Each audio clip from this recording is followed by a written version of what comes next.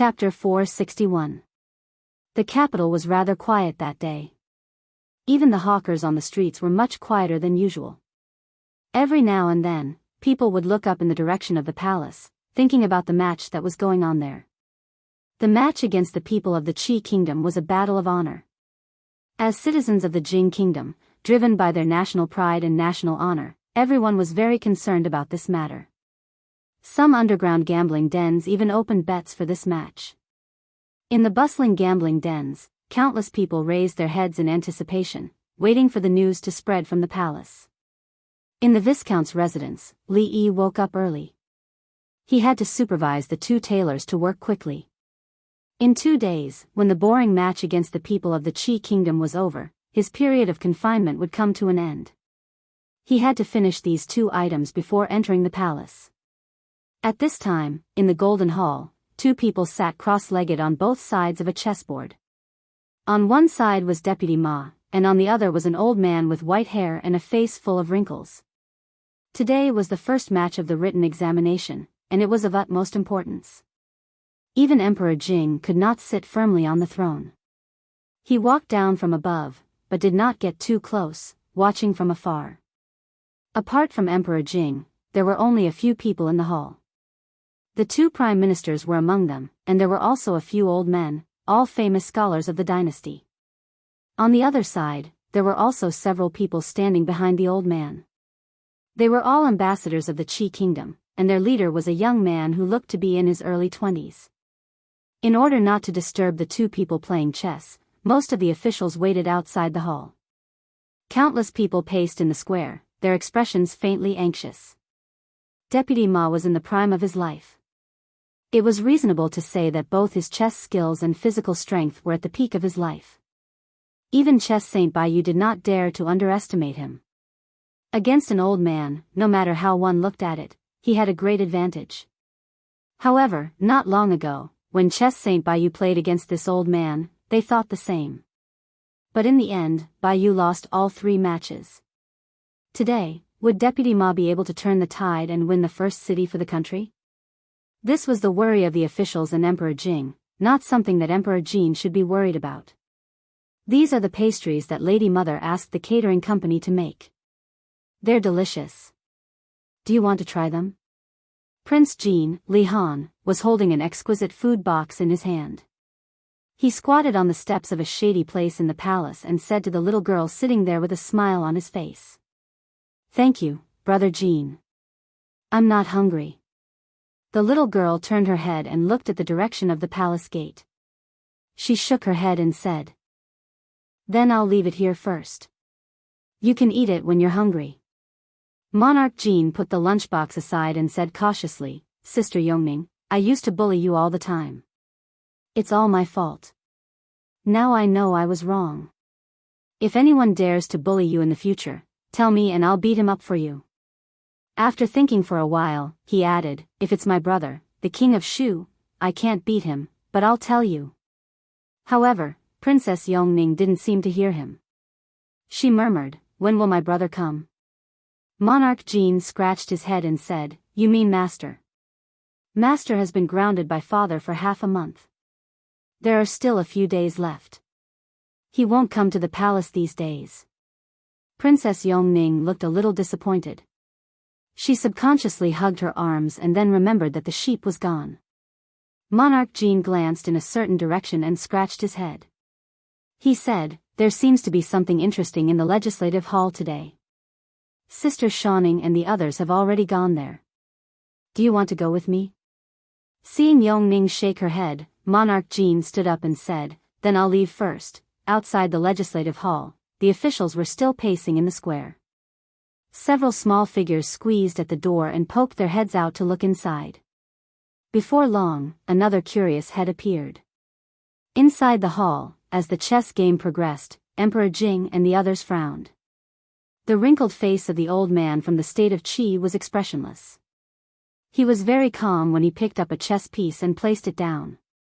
On the other hand, Deputy Commander Ma's complexion was pale. Beads of sweat had appeared on his forehead.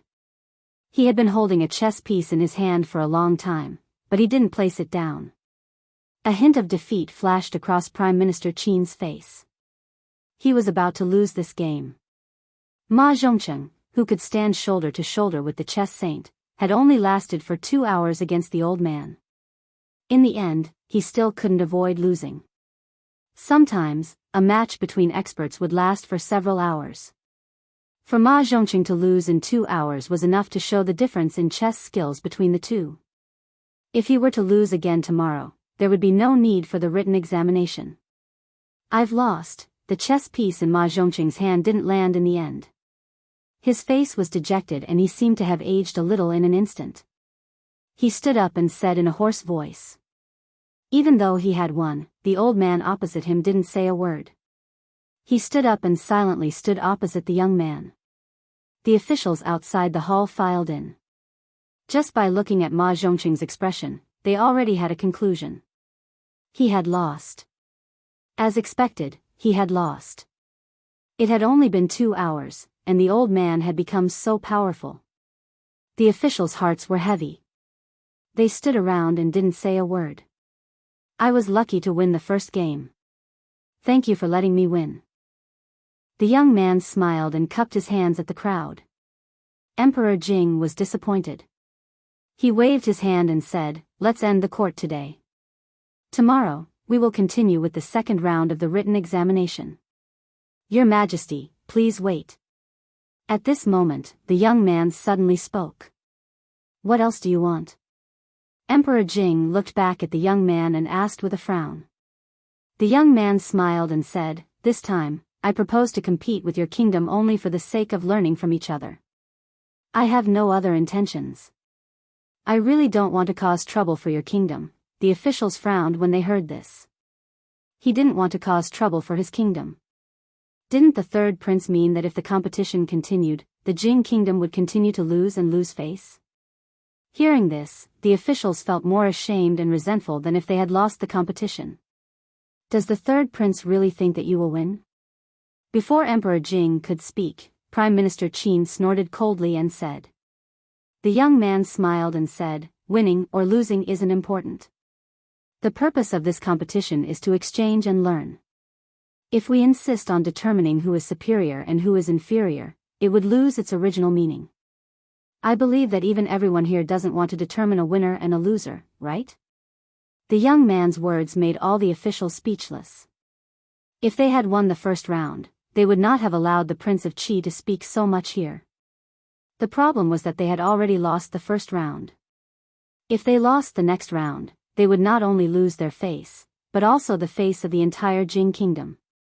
At that time, what would the commoners think? What would the other kingdoms think? The Qi kingdom had only brought a few people with them, yet they had defeated the Jing kingdom. Could it be that the Jing kingdom's imperial court was filled with a bunch of good-for-nothings? What do you want? At this time, it was not suitable for Emperor Jing to speak. Prime Minister Qin thought for a moment and looked at the young man and asked. The young man looked at Emperor Jing and said, "As long as your country agrees to a small condition of ours, there is no need to continue the competition. After the handover of the city, our envoy will immediately leave the Jing kingdom.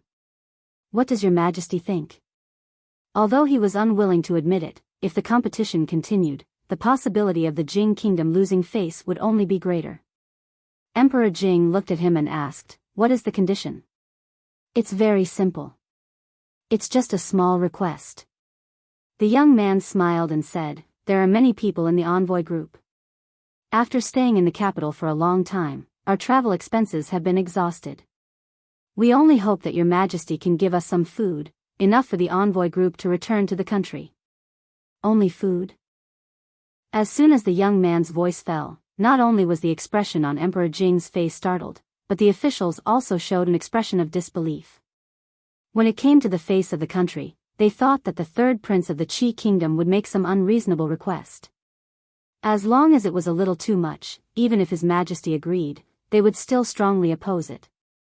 But who would have thought that after spending so much effort, it was actually just a little food? For a moment, the expressions of the officials as they looked at the third prince of the Qi kingdom immediately changed subtly. It was said that the third prince of the Qi kingdom was the most capable of all the princes of the Qi kingdom and could be said to be extremely talented. Could it be that the rumors were false? Was the third prince actually the same as the king of Shu?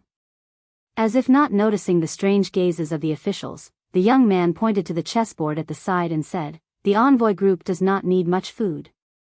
As long as your majesty sends someone to put 1 grain of rice in the first grid of the chessboard, 2 grains in the second grid, 4 grains in the third grid, and after that, each grid will have twice the amount of rice in the previous grid, and so on. You only need to put the rice on the 64th grid of the chessboard." After the young man finished speaking, he looked at Emperor Jing with a smile, waiting for his reply. Emperor Jing did not reply immediately. He looked at the chessboard at the side and then at the young man. Judging from the performance of the third prince of the Qi kingdom, he was definitely not an ordinary person. This competition had been planned for a long time, so how could it end so hastily? Relying on the food on the 64th grid of the chessboard to return to the Qi kingdom, they would probably starve to death before they reached the Qi kingdom. What do you all think? Emperor Jing looked at the officials around him and asked. Many officials rejoiced in their hearts. They hadn't expected that the third prince of the Qi kingdom would be a fool. This was great news for them.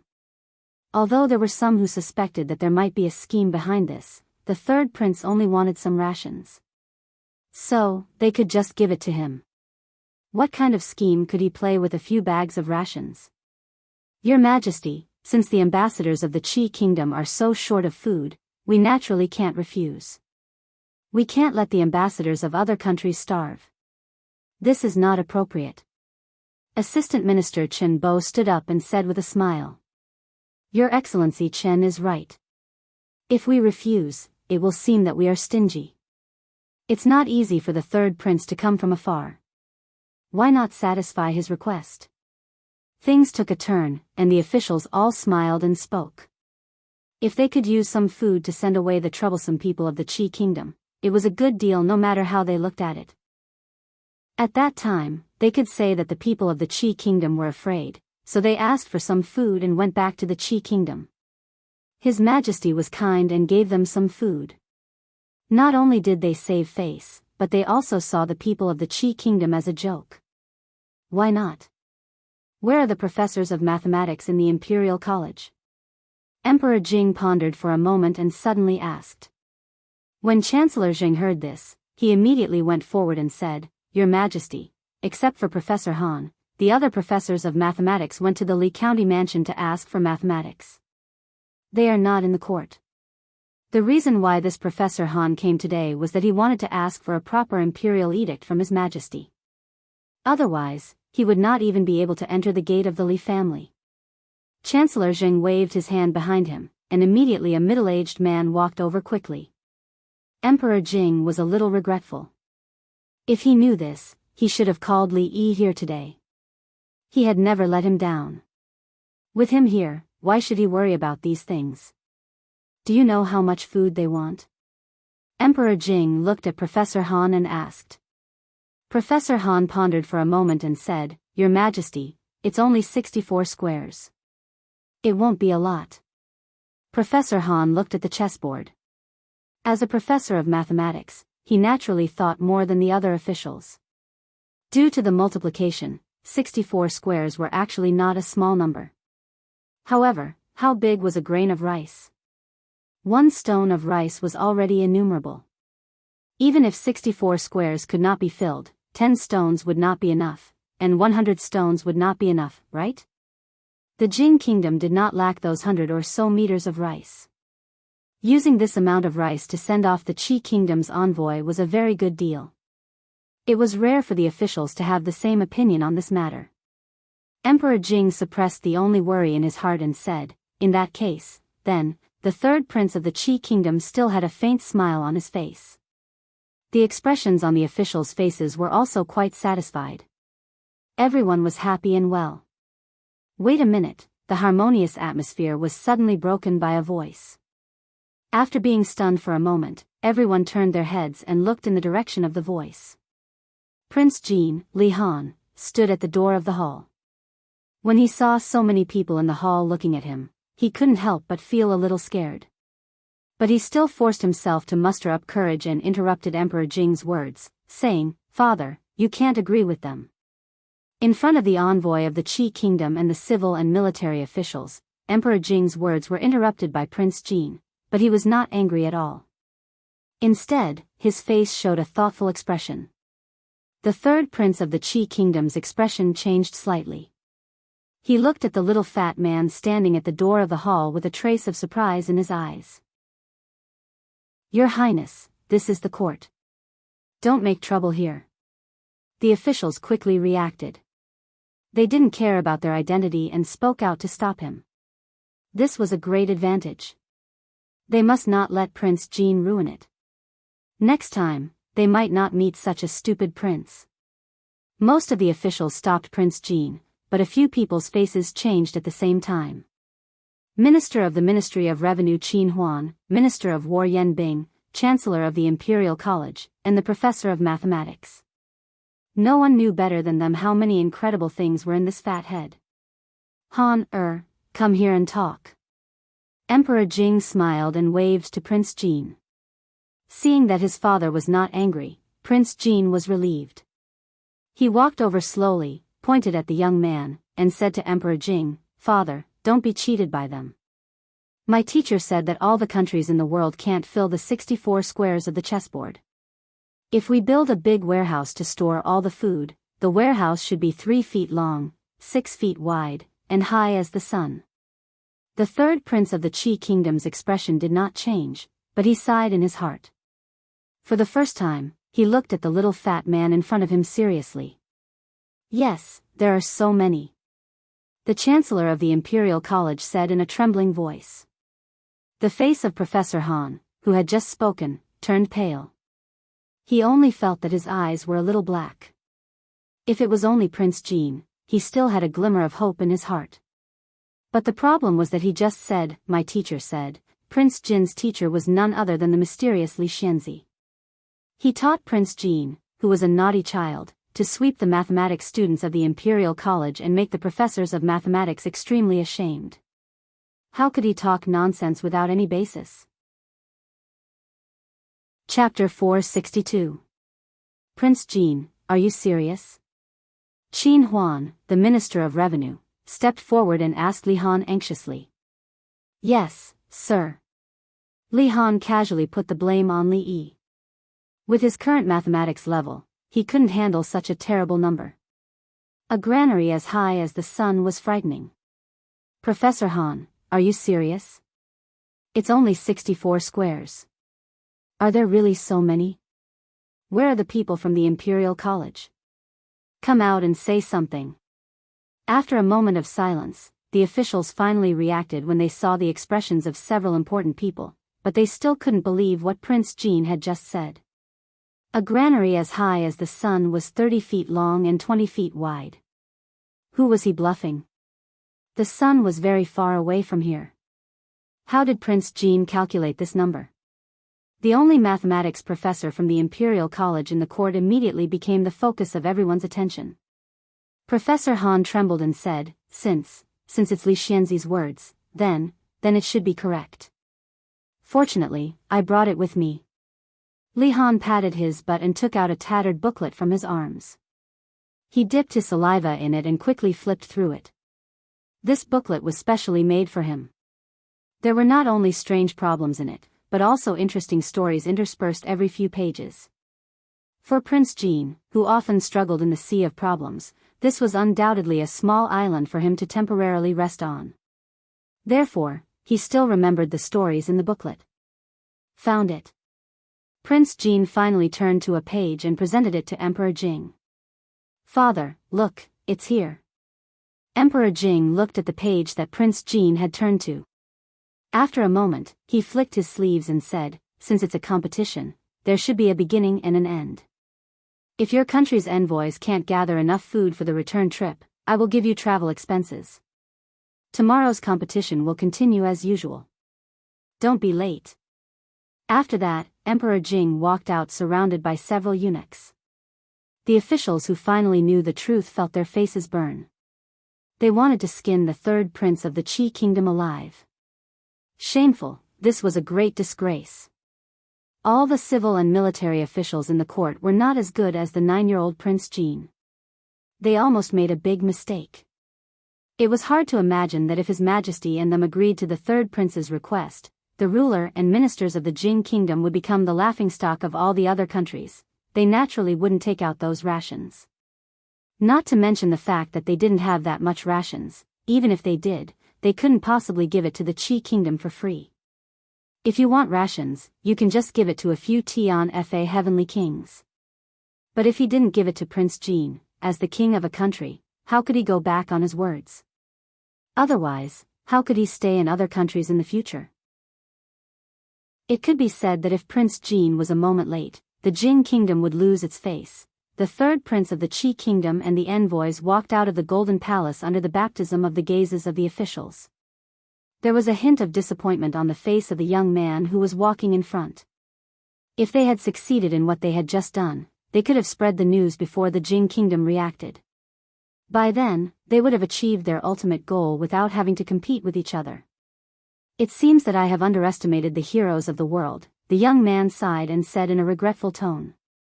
One of the envoys behind him said, so what if they find out? The result will be the same. If they lose another round tomorrow, there will be no need to compete in the written exam. As for the martial arts battle, we are not afraid at all. Why is the third prince sighing? The young man shook his head and didn't continue this topic. He said, find out who the teacher of Prince Jin is. That difficult calculation problem was solved by Grand Scholar Chen. It took more than 10 accountants 3 days and 3 nights to calculate the result. I didn't expect there to be such a capable person in the Jin kingdom who knew the secret of it. Otherwise, it's a pity. Seeing the envoy of the Qi kingdom walk out of the grand palace, the anger of the officials because they were fooled by the envoy subsided a little. They had thought that the third prince of the Qi kingdom was a fool, but they didn't expect that they were the real fools. They had almost fallen into his trap. He was so insidious and cunning at such a young age, he wouldn't live long. When he shifted his gaze to Prince Jin, his expression immediately became gentle. Very good. Like father, like son. The 9-year-old Prince Jin had seen through the conspiracy of the envoy of another kingdom in the imperial court and saved the face of His Majesty and the officials. His deed was worthy of being recorded in the annals of history. The officials' joy didn't last long. They realized a serious problem. Though the conspiracy of the envoy of the Qi kingdom had been exposed by Prince Jin, they had already lost the first round of the written examination today. If they lost again tomorrow, there would be no need to compete in the third round. Therefore, the match tomorrow was very important. They couldn't afford to lose. Otherwise, they would lose face sooner or later. The Imperial Academy guard's face darkened. It was his turn to compete tomorrow. In fact, he wasn't sure whether he could win or not, the greatest poet in 1,000 years. This name alone was a bit frightening. Because of the announcement of the envoy of the Qi kingdom, the populace in the capital had already received the news before the officials left the palace. They had lost. They had lost to the Qi kingdom in the first round of the written examination. In the gambling house, countless people were cursing at Ma Zhongcheng. This defeat was not a big deal, but many of them would have to bear a huge loss. Many of them would go bankrupt. Who would have thought that the countless capable people in the capital would lose to a nameless old man from the Qi kingdom at their own doorstep? How ironic was this? The enthusiasm of the common people was greatly dampened, and the entire capital was filled with a gloomy atmosphere. Quite a few people blamed this failure on Ma Zhongcheng. Rumors spread everywhere, directly labeling Ma Zhongcheng as a sinner of the country. No one knew how many rotten eggs and vegetables were thrown over the wall into the Ma Manor. The dignified deputy imperial censor was hit in the forehead by a stone thrown by a naughty child on his way home. After hearing the rumors, he fainted on the spot. Not only that, the populace also had a lot of complaints about the current emperor. Although they weren't as blatant as they were against Ma Zhongcheng, they were secretly criticizing His Majesty the Emperor. As Li Yi listened to Li Xian, he reminded the two tailors of the details that they needed to pay attention to. I heard that the third prince of the Qi kingdom had set up a trap for the emperor and the officials in the court. If it weren't for Prince Jin's reminder, we would have lost a lot of face this time. Li Xian's face was full of resentment. If we lose another round tomorrow, we'll lose completely to the Qi kingdom in the written examination. After listening to Li Xian's narration a few times, Li Yi had a general understanding of the so-called contest. It was nothing more than a few high-level players who had played the game to the highest level, pretending to be newbies to bully a group of newbies. Of course, those who could represent the Jing kingdom were not newbies, but it was obvious that there was still a long way to go before they could reach the highest level. The Qi kingdom seemed to be more powerful than the Jing kingdom in terms of economy, culture, and military. It was impossible for the Qi kingdom to win this contest unless someone had cheated. Poor Deputy Imperial Censor Ma, Li Yi sighed. As a dignified Deputy Imperial Censor, what he cared about the most was his own reputation. This time, he was directly called a sinner of the country. It was hard to say if he could get over this hurdle. Judging from the situation, Wei Sai and Grand Scholar Zhou were in danger. Fortunately, the old emperor didn't remember him, otherwise, he would be scolded to death by those ignorant onlookers. Summon County Magistrate Li to the palace tomorrow morning. As Li Yi was thinking of this, the Jing emperor said this while waving his hand in the Hall of Diligent Government while holding a book of poems titled, The Collection of Bright Moon, in his hand. Chapter 463. Tomorrow's contest is very important. No matter what, I plan to go to the palace to have a look. Li Xian's expression was firm. As a member of the Li royal family, he naturally valued this contest more than ordinary people. After saying that, he turned back to look at Li Yi and said, "Aren't you quite good at writing poems? Can you beat that Millennium Poetry genius? That nickname sounds scary, but I don't know if he's really that good." "Of course," Li Yi said casually.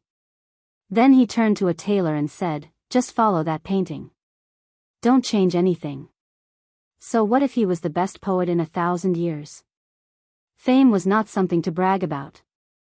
Moreover, the development of poetry in this world had long been led into the gutter by someone. If the former Tang dynasty followed the established historical development, Li Bai, Du Fu, Wang Wei, Bai Zhi, any one of these people would be added with the word 10,000 years in front of their titles. King Zhong, the poetry demon, was said to be good at fusing words and galloping at the imagination. That was why he was called the poetry demon.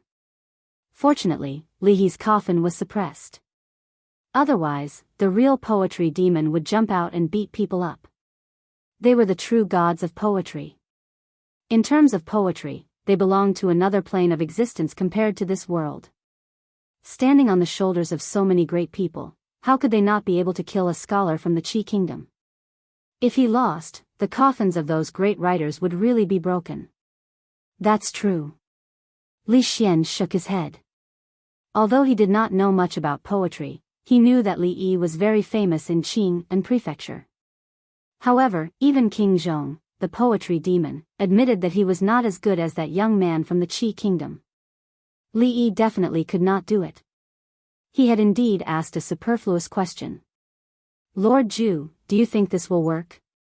The two tailors wiped the sweat from their foreheads and looked carefully at this strange Lord Zhu. They had never seen such a huge doll before. Not only did it have a strange shape, it also had a lot of requests. Furthermore, when they were working, this Lord Zhu was watching them and reminding them 10 times every 2 hours. No tailor could stand it. Okay, it's not bad." Li Yi waved his hand and said, "Go to Butler Li to receive your reward." The two tailors felt as if they had been pardoned and their faces were filled with joy. This lord was not good at all, but his temperament of rewarding without a word was very popular. The two tailors thanked him for a while and immediately went to find Butler Li. Li Xian looked at the two strange things in front of him. He didn't know what was so special about the things that Li Yi had been busy with for the past few days. "Son-in-law, the people from the Imperial College have come again." Fang leaned against the door and said, "They brought gifts this time, and they are quite heavy. I asked the gatekeeper to send a few cups of tea over, and they are still waiting outside." Li Xian asked in confusion, "Why are the people from the Imperial College looking for you? Go out and have a look." The people from the Imperial College had visited the Viscount's mansion more than 3 times, and the gifts were heavier each time. They also let the people stand outside the door and bask in the sun. It was really unreasonable. At the very least, they should see each other before basking in the sun. Jingdaran, do we really have to wait like this?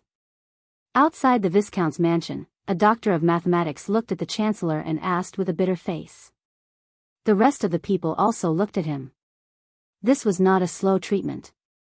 They had been visiting for several days, and they had given countless gifts.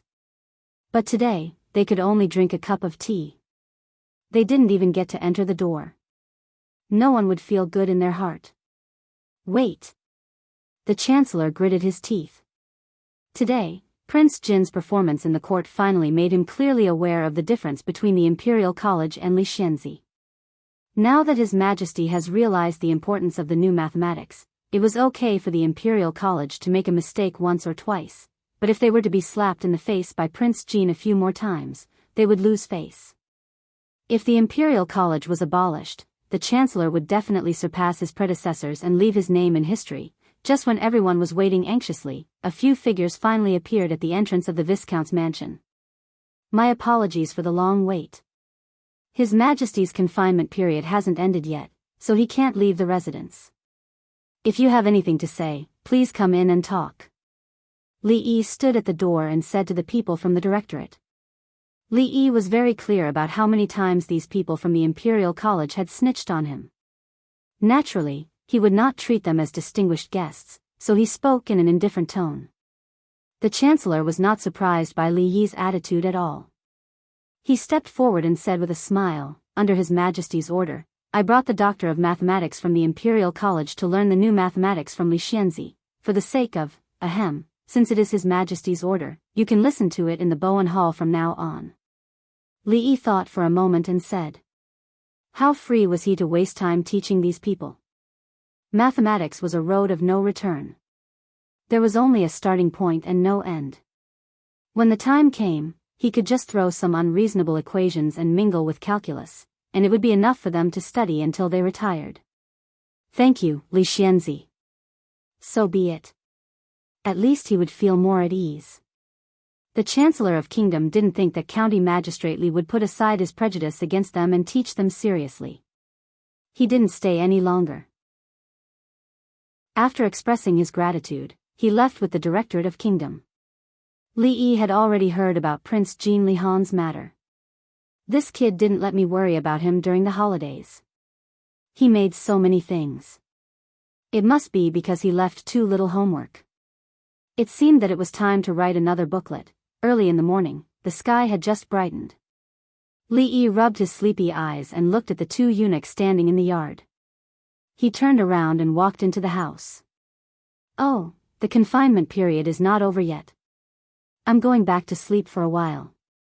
Don't wake me up if there's nothing important, and don't wake me up if there's something. Anyone who was woken up before dawn would not be in a good mood. Li Yi yawned a few times and crossed the threshold. His Majesty knew that you would be lazy, so he specially sent this old man here. A gloomy voice came from behind. Changde grabbed his collar and pulled him back. He said, Li Xianzi, you'd better come with this old man. He nodded slightly to Rui, who was standing on the side, and then dragged Li Yi out of the door. It turned out to be Changde, this old guy. This old guy was quite strong. It seemed that he couldn't sleep in today. When he was dragged away by the old guy, he told Rui to remember to leave some food for him in the morning. The next moment, he was pushed into the carriage. Wait a minute. Seeing the old guy turned over and got on the horse as if he was going to leave immediately, Li Yi quickly said. Changde looked back and said, is there anything else? If His Majesty's important matter is delayed, you and I can't afford to bear the consequences. I'm going back to get something.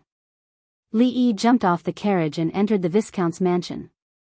After a while, he came out with two things in his arms. Changde glanced at him and gently waved his whip. The carriage started moving. Chief Chang. The carriage had not entered the city yet, and it was too bumpy to sleep. Li Yi was a little bored. He opened the window and looked at Changde. Speak. Changde said without turning his head. A trace of curiosity appeared on Li Yi's face, can I ask you a question? This old man has never practiced the sunflower treasure book. Not that. Li Yi looked at him and asked, why don't you call yourself this old man? Changde raised his eyebrows. Why should this old man call himself this old man? Bastard scriptwriter. Li Yi rolled down the window, leaned on the sheep doll, murmured, and closed his eyes. Chapter 464. After the carriage entered the bluestone streets of the capital, it gradually steadied. Changde waved at the guards at the palace gate, and the carriage went straight into the palace. The happiest thing in the morning was to have a good sleep after waking up. Although sleeping in the carriage was not as comfortable as sleeping on a bed, it was good to have something soft to lean on. Li Yi only woke up when the carriage suddenly stopped and his head bumped into the carriage. He must have seen too many beautiful goats recently. He actually dreamed that he was catching goats on a green grassland. If Changde did not suddenly stop, he would still be fighting with Pleasant Goat in his dream. County Magistrately, it's time to get off. An uncomfortable voice came from outside. Li Yi unwillingly got off the carriage. He looked around and suddenly exclaimed, why are we here? His Majesty and a few important officials are at the Hall of Diligent Government. County Magistrately, quickly follow me. Changde's voice was always so annoying. No, I have to go back for a while. Li Yi shook his head and said. Changde frowned and asked, where? Li Yi pointed and said, the palace in front. Changde glanced at the direction and said, County Magistrately, if you want to see Princess Yongning, wait until you see His Majesty first. No, I don't have the time later. Li Yi sat back on the carriage. Changde smiled sinisterly, then don't blame me. With that, he strode towards Li Yi. What do you want? I'm telling you, don't touch me, let me give you a piece of advice. Don't provoke me. I'm even afraid of myself when I'm angry. You. My head hurts. Don't tell me my hysteria is acting up again. The smile on Changde's face froze. The 6-year-old girl sat on the stone steps in the shade outside the palace and looked in the direction of the palace gate. Although she had been doing this for a year, she was completely different from before. The stupidity on her face was gone, and her eyes were full of intelligence. When there was a meaning to waiting, everything suddenly became clear. A few eunuchs and palace maids were standing in the distance. When they saw the little princess smile from time to time, they looked excited. Li Xianzi was really a man of God. He cured the little princess's strange disease that even the imperial doctors couldn't do anything about. They were happy to see the little princesses change these days. It was a pity that Li Xianzi was grounded by His Majesty because he beat the king of Shu. Otherwise, the little princess would definitely smile more. Yongning looked in that direction again, thinking that her brother would not be coming today. She turned around and saw 2 goat horns tied with a bow, as well as, the first thing she saw in this world that she was familiar with in her memory. Li Yi saw the surprise in her eyes.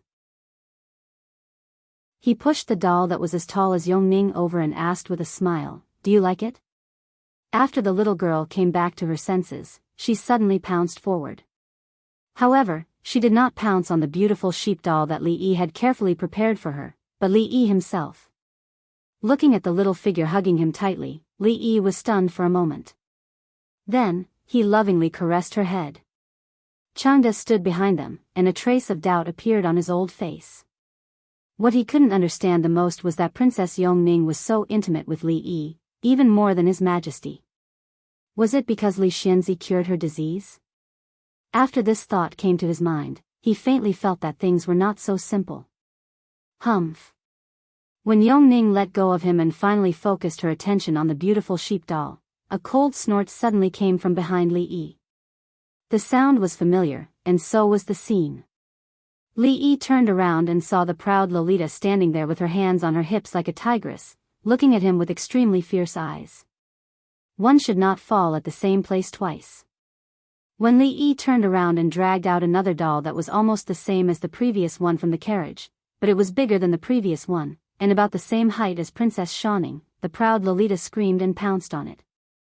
Regardless of ancient times or modern times, plush toys, especially large plush toys, had an unparalleled attraction for girls. This was because such large toys could bring them a great sense of security. Of course, the premise was that the girl was really a girl and still retained a young girl's heart. Tomboys and girls' mothers had already broken away from this low-level sense of security and were generally excluded. "Thank you, sir." Princess Shawning, who finally recovered from her excitement, immediately pounced on Li Yi.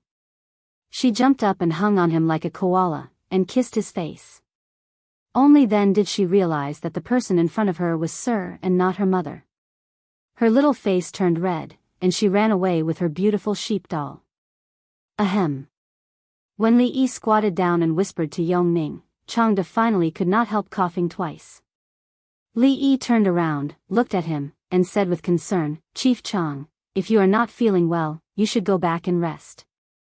Don't worry about me."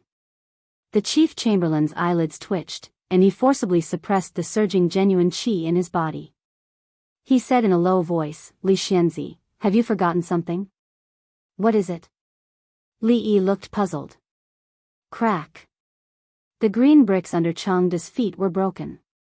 There was still an hour before the second competition with the Qi Kingdom officially began. Hall of Diligent Government.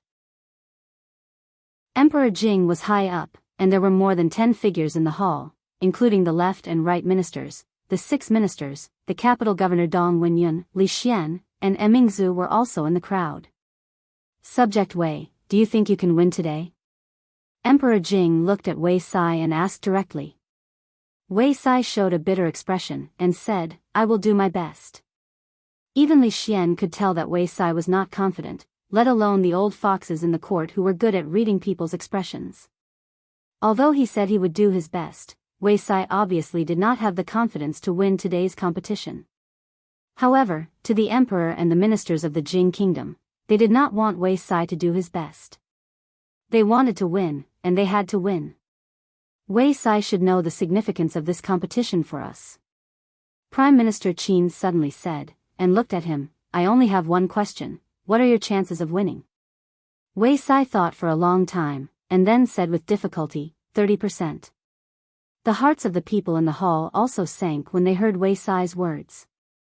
30% was not a number they expected, after all, they wanted 100%. However, after the poetry demon Wang Zhong admitted defeat, Wei Sai was their most capable person. If even Wei Sai only had a 30% chance of winning, the others might not even have a 10% chance of winning. As for the so-called scholars of the younger generation in the capital, in their eyes, the poems of those people were just children's tricks, and should not be taken seriously. That person is not even 30 years old, is he really that good?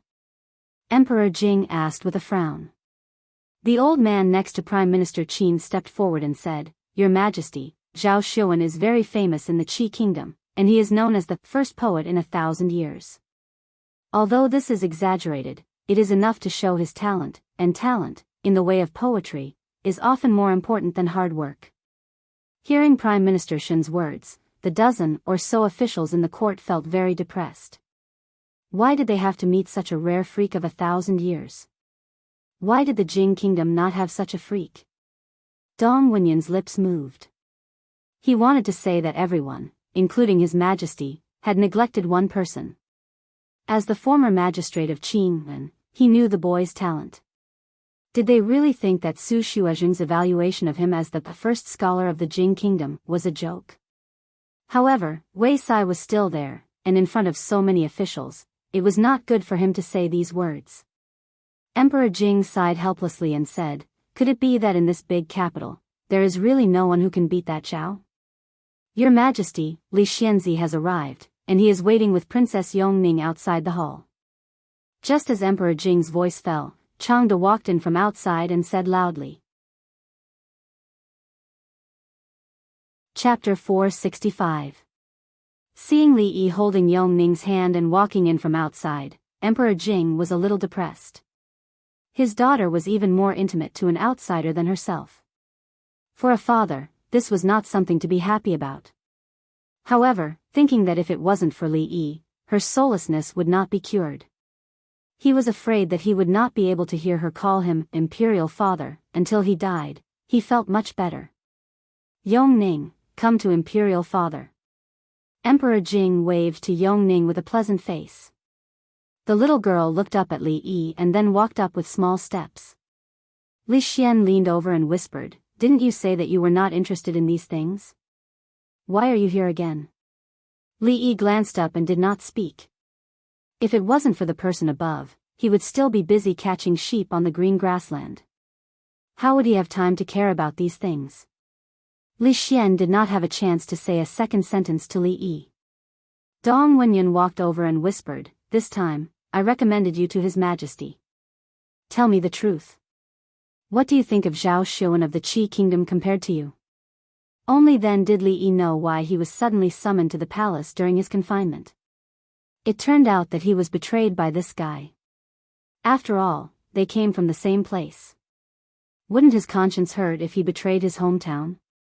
Li Yi did not answer Dong Wenyun because after Emperor Jing let Princess Yongning sit down next to him, he directly asked Li Yi, "This is urgent. I will not say more. I just want to ask you one thing. If I let you participate in today's competition, what are your chances of winning?" Hearing Emperor Jing's words, Wei Sai raised his head. Prime Minister Qin also seemed to think of something. Dong Wenyun's eyes turned slightly. The rest of the people's faces were a little stunned. Was His Majesty going to let this Li Xianzi participate in the second competition? This poem, I actually only know a little about it. Li Yi was taken aback when he heard that. He said slowly, "Moreover, writing poems and lyrics depends on the state and mood of the moment. There's no such thing as confidence, young Li is right." Old General Shui, who had been dozing off while leaning against the pillar, finally opened his eyes. He waved his hand and said, "Isn't it just 2 poems? What's there to compare? I just feel that whatever best poet wrote was **t. Who dares to object?" Li Yi deeply agreed with this. As expected of old General Shui, this was the domineering attitude that a large country should have. No matter how good Zhao Xuan's poems were, this was the Jing Kingdom. This was their territory. If anyone dared to say that Wei Sai's poems were not as good as Zhao Xuan's, they could just drag him out and bury him. Wouldn't everyone's opinion be the same? What was the point of making things so troublesome? Qin Xiang frowned, as if he was too lazy to discuss this matter with old General Shui, so he simply kept his mouth shut. All the civil officials had bitter smiles on their faces. Since ancient times, there was no first in literature. Everyone had their preferences. Old General Shui's words seemed reasonable, but did he think that all the civil and military officials in the imperial court, including the emperor, were as shameless as him? General Shui's words are wrong. If it were true, then wouldn't our Jing Kingdom become the laughingstock of all the other countries? The Minister of Rights, an old man with white hair, said with a frown. "Let's see who dares to laugh." Old General Shui glared and the Minister of Rights swallowed back his words. Jing Di patted Yongning's head. Seeing the atmosphere in the hall become chaotic again, he rubbed his chest and felt suffocated again. In the end, he did not sleep enough in the morning. Li Yi yawned and prepared to take advantage of their discussion to close his eyes and take a nap. Suddenly, he felt someone tugging on his sleeve. Mingzu walked to his side and looked at him. She said, "We cannot lose today. Be more serious, I know you have a way. Keep a low profile, keep a low profile." Li Yi stretched out his hand and gestured for her to lower her voice. Old General Shui's way was the best way. Fists were the hard way. If they were not convinced, they could fight. If the Qi Kingdom was really powerful, they could eat a few divine punishment pills first. When you beat up the king of Shu, did you think about keeping a low profile? Mingzi glanced at him and said, I thought about it, Li Yi said hesitantly. If he had not thought about keeping a low profile at that time, the officials would not have seen County Magistrate Li beating up the king of Shu, but County Magistrate Li killing the king of Shu. County Magistrate of Cheng and Li Yi, follow me. Jing Di suddenly stood up and pointed at Li Yi. After he finished speaking, he walked towards the back of the palace. Li Yi was startled for a moment. He looked at Li Xian and then at Li Mingzhu. Seeing that they were also puzzled, he could only follow them in confusion. Behind the Hall of Diligent Government was the garden that Li Yi often visited. When Li Yi followed Changde to the garden, he saw Jing Di standing in the stone pavilion in the garden. Is there really no chance of winning? Jing Di looked back at him and asked. It's difficult. Li Yi sighed and said.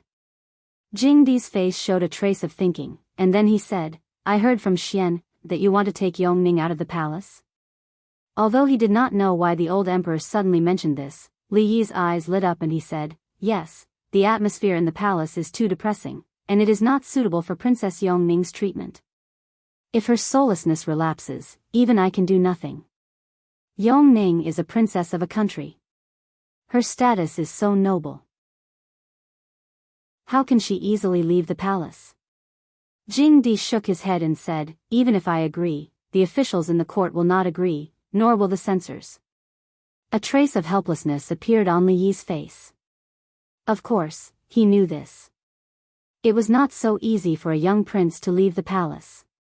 If something happened to him, it would cause a huge shock in the entire capital. Yongning was too young now. No one, from the emperor to the court officials, would agree to her leaving the palace. He was just thinking about it. If you win this competition, I will allow you to take Yongning out of the palace for a month, but her range of activity is limited to 10 miles around the Viscount's residence. Hearing Jing Di's words, Li Yi's expression froze. The light in his eyes soared. He suddenly raised his head and asked, Your Majesty, are you serious? How sure are you now? Jing Di did not expect that he had changed so much. After a moment of shock, he looked at him and asked with a faint smile. Li Yi's eyes flashed fiercely, Your Majesty, how do you want them to die? I am really a failure as an emperor. I have to rely on the help of the children again and again. The first 2 times it was Han, and this time it is Yongning. Jing Di's face was no longer worried and he said with a teasing smile. Your Majesty, this boy is too outrageous. Can't he take the initiative to stand up and share the burden for Your Majesty? Changde, who had always been indifferent, showed a rare trace of anger on his face. If Your Majesty did not bring out Princess Yongning this time, I don't know how long he would hide. Isn't the result the same? Jing Di smiled and said disapprovingly. Chapter 466. What did my father say to you just now? When they came out of the Hall of Diligent Government, they saw Li Yi holding Yongning's hand and humming a light and nameless tune. It was obvious that he was in a good mood. So, Mingzhu walked up to him and asked. You will know when we go to the Hall of Political Integrity. Li Yi replied casually and whispered something in Yongning's ear. The little girl's eyes instantly lit up. Li Mingzhu's expression changed slightly. She instantly understood what he was referring to, and her heart that was hanging in the air finally relaxed. Li Xian's expression was also slightly excited. He immediately looked forward to the competition. This is a serious matter. Your Majesty, please reconsider. County Li is indeed talented in mathematics. But today's competition can't be treated as a child's play. Your Majesty, please take back your order. We can't lose again. Hearing the news just announced by Emperor Jing, several high-ranking officials in the imperial court changed their expressions and stepped forward to persuade him. They had long been accustomed to Li Yi's ability to surprise him at the critical moment. How could they not know that Li Yi was 100% confident when they saw his expression just now? At this moment, they didn't bother to explain to the officials. They waved their hands and said, I have made up my mind. You don't need to say more. It's almost time. Follow me to the Hall of Political Integrity. Your Majesty, several officials still wanted to say something, but Emperor Jing had already walked out of the hall. Your Majesty, you are too hasty. Could it be that County Li's attainments in poetry are higher than Wei Sai's? I'm afraid that he will lose today. The Minister of the Ministry of Rights said with a worried expression. A trace of despair even appeared on the faces of the officials behind him. How could a young man in his 20s compare with Wei Sai, who had studied poetry for decades? His Majesty's momentary play would make the Jing kingdom pay a heavy price. Wei Sai, on the other hand, didn't show any disappointment or anger. Instead, he seemed relieved. After all, in a situation where he would lose more than he would win, he would also have a lot of psychological pressure. Of course, it would be good if he won, but if he lost, Ma Zhongqing would be an example to him. He would be reviled by the people of the capital and even the entire Jing kingdom. Just the thought of it was frightening. If it was not necessary, who would be willing to bet their reputation on this match? That Li Xianzi was still too young, and youthful vigor often came at a great price. It was rare that Prime Minister Qin didn't express any opinion on this matter. Among the people present, even Dong Wenyun didn't know county magistrate Li better than him. If even Wei Sai did not have the confidence to win, then His Majesty's decision was probably the most correct one. The Hall of Legislative Affairs was where all the officials attended the morning court. However, from yesterday onwards, the morning court session was no longer the most important activity of the Hall of Legislative Affairs. There was nothing more important than winning the contest against the Qi Kingdom. More than 10 core officials and Emperor Jing were discussing important matters in the Hall of Legislative Affairs, while the others were waiting outside the Hall of Legislative Affairs. When Li Yi and the others arrived, there were already many people outside the hall. It was not time yet, so the doors of the hall were not opened. When the three of them walked to a secluded corner with few people, Li Xian, who had been talking to Mingzu in a low voice, suddenly froze. Then he walked to the side with a happy expression, patted a young man's shoulder, and said in surprise, "Brother, we meet again." The young man turned his head and looked a little surprised. When he saw Li Xian, he showed a puzzled expression. Soon, he understood and said, "You are the one from the Jadeite courtyard." Li Yi and Mingzu walked over. When he saw the young man, he was also a little surprised. Last time in the Jadeite courtyard, because there were no seats, Li Xian took the initiative to share a table with him. Although they didn't talk much, Li Yi had a good impression of him. It was indeed surprising to meet him in the imperial palace this time. "Why are you here?" Li Xian looked at him and asked curiously, "Are you also an official of the imperial court? Why haven't I seen you before?" The young man was speechless and didn't know how to answer. Mingzu looked at Li Xian in surprise. The crowd in the distance looked over and there was also a small commotion. Li Yi looked at the young man and the people behind him. He turned his head and looked around. Seeing the expressions on the officials' faces, he thought to himself, "It can't be such a coincidence, can it? The third prince of the Qi kingdom?" Li Yi looked at him and asked uncertainly. At this special time, he was excluded by the officials of the Jing kingdom. These people clearly saw him as their leader. Other than the famous third prince, there seemed to be no one else. "Brother Li, we meet again." The young man smiled and cupped his hands in salute to them. Li Xian was stunned and didn't recover from the surprise for a moment. Li Yi saluted the young man and pulled on Li Xian's sleeve, pulling him to another place. This was not a suitable occasion to get close to the young man. The person with them seems to be the eldest princess of the Jing kingdom. "Do you know them, third prince?" After Li Yi and the other two left, an old man came up and asked. The young man smiled and said, "I've met them once. They are two interesting people." He didn't continue on this topic and asked, "The second round of the competition is about to begin. Brother Xiuwen, are you ready?" The other young man leaned against a pillar and was engrossed in a book. He didn't answer.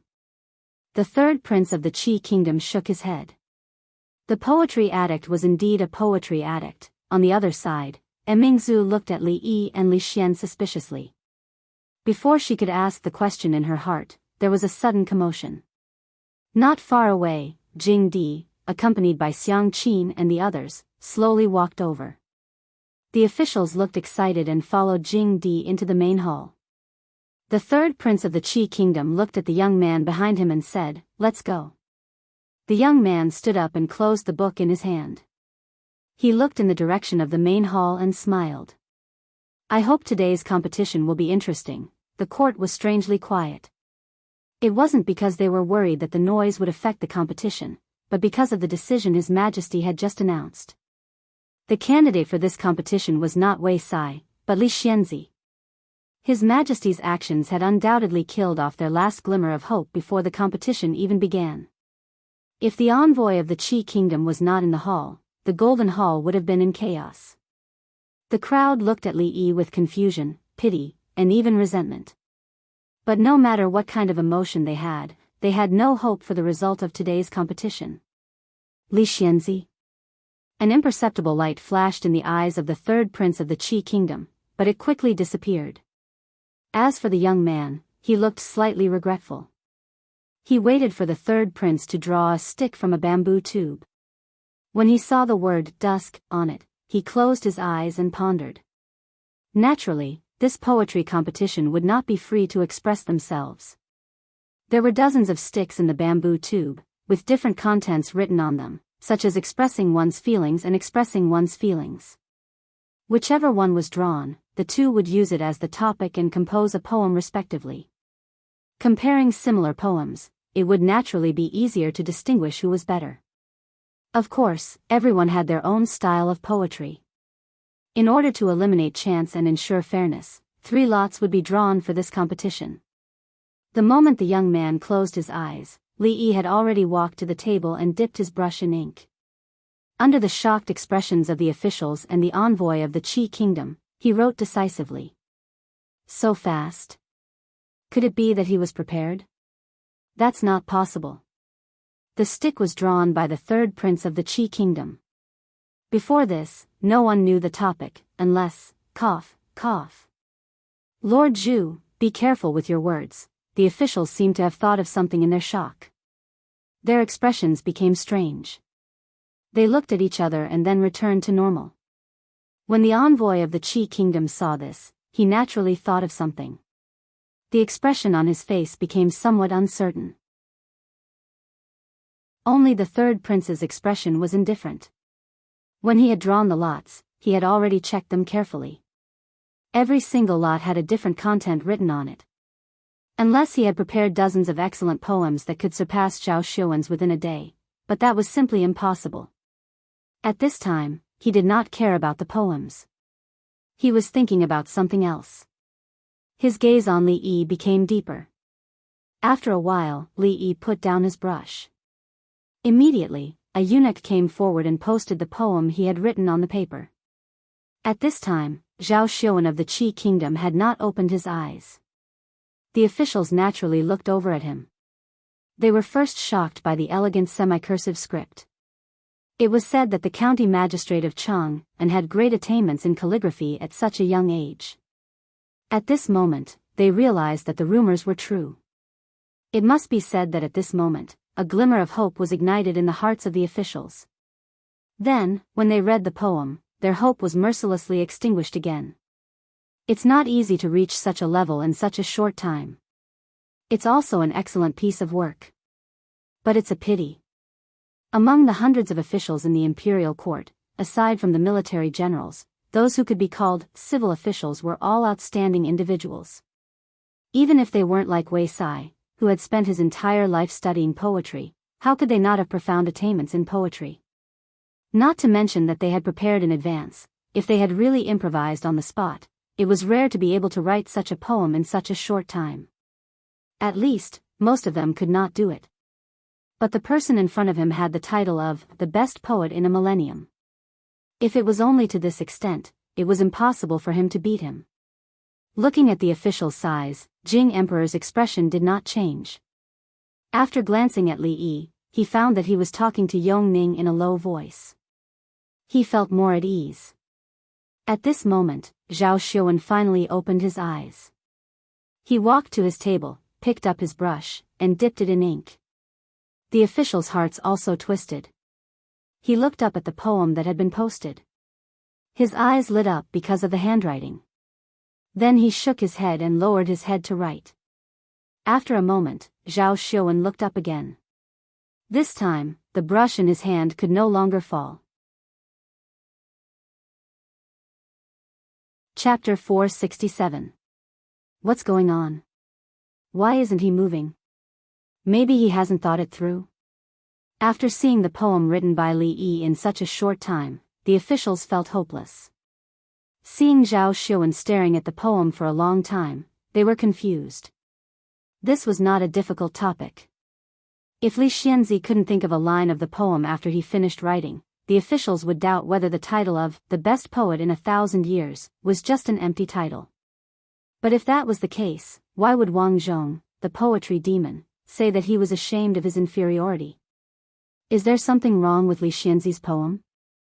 Someone asked confusedly, noticing that Zhao Xuan's eyes were fixed on Li Yi's poem. How can this be? Wei Sai stood in the crowd, his face full of disbelief. Like Zhao Xuan, he stared at the poem and murmured, "How can this be? How can this be?" A scholar from the Hongwen school walked out and stroked his beard. He had a slightly excited expression on his face. What an eye-opener. It really is an eye-opener. The officials were very surprised to hear this. This poem could not be said to be ordinary, but it was not outstanding either. But looking at the expressions of Wei Sai and Grand Scholar Chu, it seemed that there was something special about it. So the officials looked at the poem again, left and right, horizontally and vertically, but still couldn't figure it out. The expressions of the people changed. Could it be that Wei Sai, Grand Secretary Chu, and Li Xianzi's attainments in poetry had reached an unfathomable level that they couldn't even understand? At this time, Zhao Xuan finally looked away. He put down his brush and walked back to the side of the third prince of the Qi kingdom. He said calmly, "I lost the first round." Hearing this, a eunuch immediately extinguished a long stick of incense. Of course, there was no time limit for this competition. Otherwise, the emperor and the officials wouldn't be able to wait for half a month to compose a poem. From the time they decided on the topic to the time they finished writing the 3 poems, it took them half an hour. Li Xianzi didn't think at all and started writing, so he didn't waste much time. On the other hand, Zhao Xuan's incense had been burning for a short while. What? Why? You clearly haven't written it yet. Hearing Zhao Xuan's words, the expressions of the envoys of the Qi kingdom changed drastically. After the young man from the Jing kingdom had composed that poem, they had thought that victory was in their grasp. Who would have thought that such a thing would happen? Zhao Xuan actually admitted defeat. In an instant, the few envoys looked at him with vigilance. Could it be that this person with the surname Zhao had been bribed by Jinghua? Or could it be that he was Jinghua's spy? In this round, the envoy of the Qi kingdom had lost in a baffling manner. The officials of the Jing kingdom had also won in a daze. He won just like that? Why? Even they had come up with a poem that could surpass Li Xianzi's. Although it took them a little longer to come up with a poem that could surpass Li Xianzi's, it didn't matter if they won another round. Why did this man from the Qi kingdom admit defeat? Was his poem really just a boast? Don't waste too much time in the first round. You did well. The third prince of the Qi kingdom finally withdrew his gaze and patted Zhao Xuan's shoulder as he spoke. Zhao Xuan nodded. When he looked at the figure chatting and laughing with the young girl again, his expression finally became serious. First round, Li Xianzi wins. The Qi kingdom admitted defeat, so they didn't even need to judge this round. The eunuch immediately announced the result in a loud voice. Even when they heard the news that they had won, the officials still didn't understand why they had won. Wei Sai, what's going on? Yes, great scholar Chu. What's so special about this poem? Why don't you tell us? Though they had won, the officials felt even more tormented. Wei Sai and Great Scholar Chu immediately became the focus of attention. Great Scholar Chu stroked his beard again and said with a smile, "My lords, please take a look at Li Xianzi's poem again." The crowd felt puzzled and looked at the poem again. The tide follows the dark waves of the snowy mountain and the distant fishing boat catches the moonlight. The bridge faces the gate of the temple and the path is small. The alley is the spring and the stone ripples are clear. The distant green trees and the river are at dawn. The rosy sunset is clear. Looking at the clouds and water in the distance, the thousands of dots on the blue peak are light. But no matter how they looked at it, this poem, writing about the cold mountain temple, didn't seem to have anything special. This poem could barely describe the scene at dusk. If they thought about it carefully, it would be suspected of going off topic. Master Chu, don't keep us guessing, an official urged. Great scholar Chu shook his head and said, My lords, why don't you try to read this poem backwards? Read backwards? The officials were puzzled. How could a poem be read backwards? But an official read it out reflexively. The thousands of dots on the blue peak are light. The water is the edge of the clouds and the water is the edge of the clouds and the stone ripples are clear. Hiss, this. He closed his mouth after reading one line, and his eyes seemed to pop out from his eye sockets. How can it be? How can it be done like this?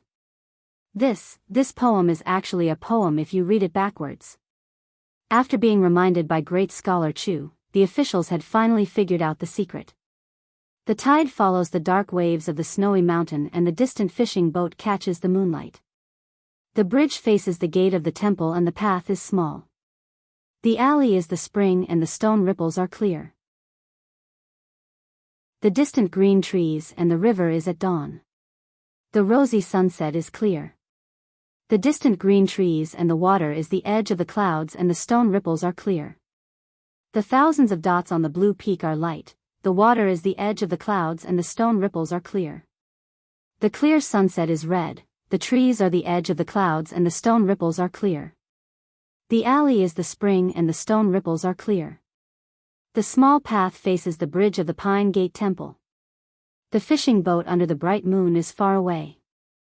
The snowy waves follow the tide in the dark. This poem was an excellent poem regardless of whether it was read forward or backward. When the two were combined, the meaning was naturally different. Not only could it be read forward, but it could also be read backward. Moreover, it was still neat and appropriate. It could be seen that Li Xianzi's writing skills had reached the pinnacle in terms of choosing words and constructing sentences. If it was read forward, it could be said that it was the moonlit night scene and the river was at dawn. If it was read backward, it could be said that it was read from dawn to the fishing boats singing in the evening. The crowd could even imagine the two scenes at the cold mountain temple outside the city. Could a poem be written this way? They finally understood what great scholar Chu meant when he said it was an eye-opener.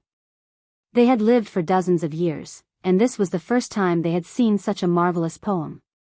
It was no wonder that Zhao Xuan gave up after taking a look at it. Even if he was given 10 or 100 incense sticks, he might not be able to do it, let alone one incense stick. At this moment, the officials looked at Li Yi in a different way. He could write such a poem that had never been seen before. Even if he had prepared beforehand, how bad could his poetic talent be? Perhaps, they really had a chance of winning today's contest.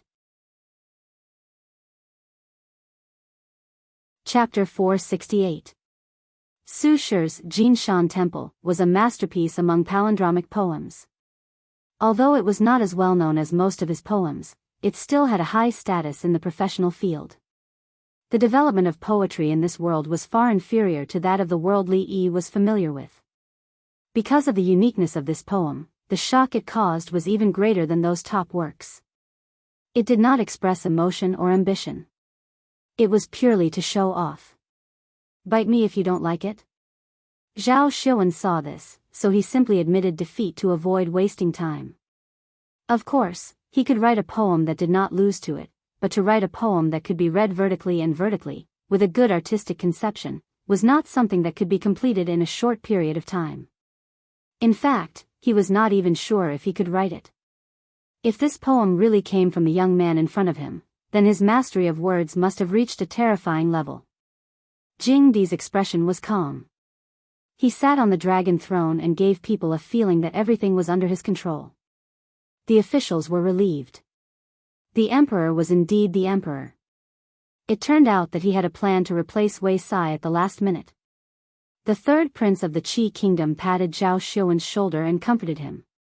I did not expect Li Xianzi to have such profound attainments in poetry at such a young age. Just try your best. There is no need to worry too much about winning or losing. I am very happy to have met an interesting opponent. Zhao Xuan smiled as if he did not care at all. At this time, the two eunuchs had already lit their incense sticks.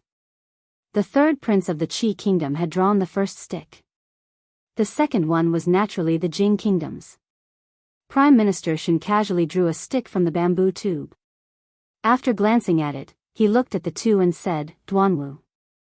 It was not difficult to write poems about festivals. Every year, there would be countless of them. But because they were so common, it was especially difficult to stand out from them.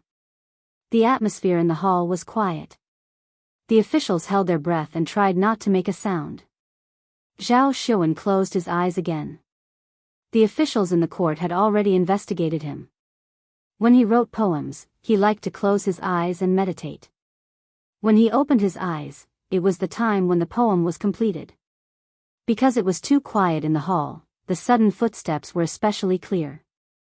When the crowd saw Li Xianzi walk to the table and start writing, their expressions froze again. From the time Prime Minister Shen announced the topic to the time he walked to the table, it was only a few breaths of time. In such a short time, he actually thought of a poem? No matter how high his attainments in poetry were, it was impossible for him not to think.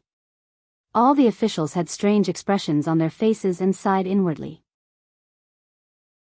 Even if His Majesty really had made arrangements, this county magistrate Li should have acted more realistically. With such poor acting skills, he couldn't even fool them, let alone the people of the Qi kingdom. His Majesty really found the wrong person this time.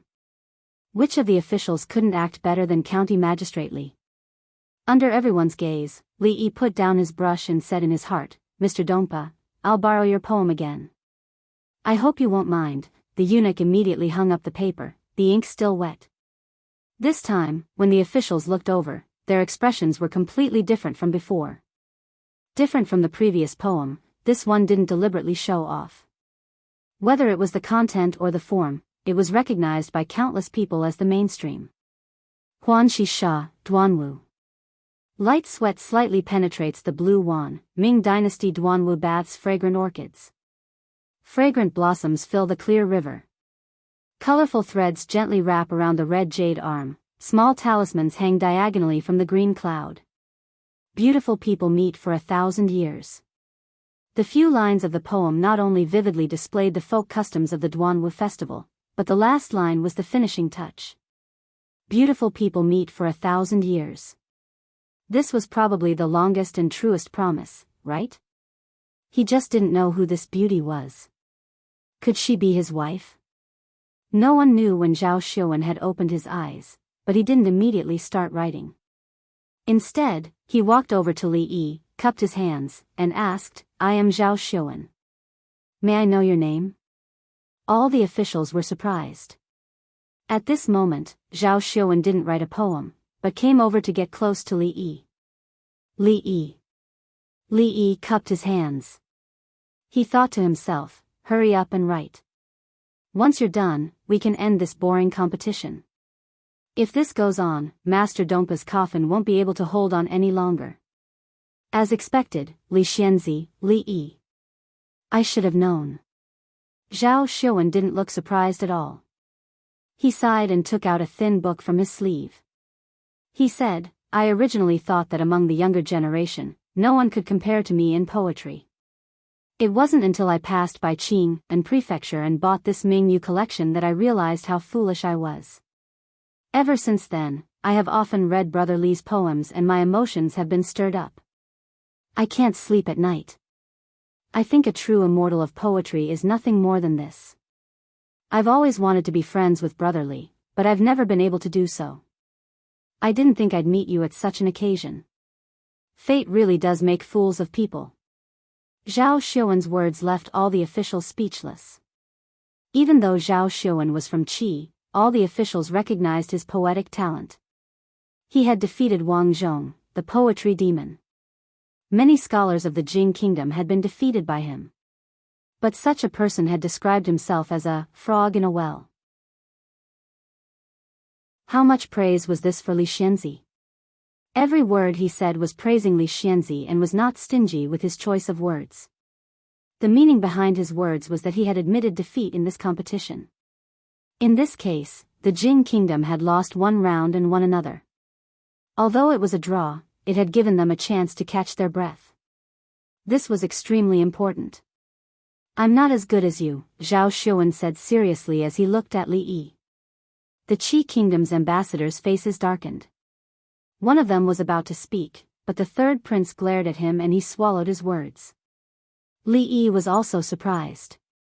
Zhao Xuan had said such words in front of the Qi kingdom's ambassadors and the officials of the Jing kingdom. This was beyond his expectations. Had he met a fan? He had to admit that regardless of whether it was the third prince of the Qi kingdom or the person in front of him, even if they were from different camps, it was difficult for him to feel any ill will towards them. "Thank you for letting me win." Li Yi cupped his hands again. The Qi kingdom's third prince nodded his head at Li Yi. Then he lifted his head and said, "Your Majesty, we have lost this competition." From the beginning to the end, he had not asked a single question of Zhao Xuan.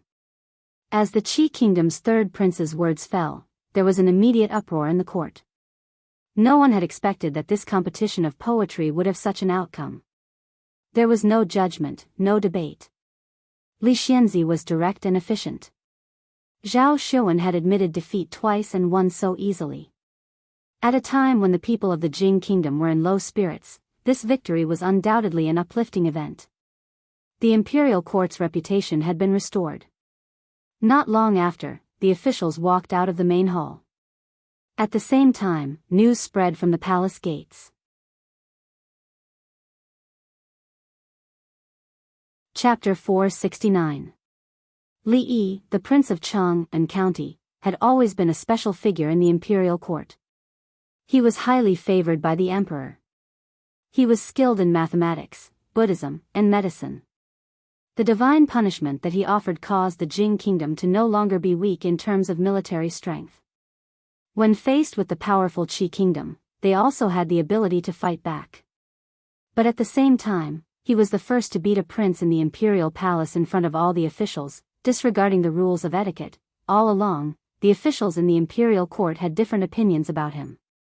But this time, even the officials who were close to the king of Shu had to praise him sincerely. "Well done." Because the significance of this contest had already surpassed the contest itself.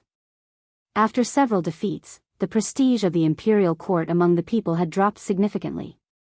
If the imperial court were to lose 2 battles in a row in this kind of competition between countries, it was likely that the people of the world would be utterly disappointed in the emperor and the imperial court. This was also the objective that the people of Qi Kingdom wanted to achieve.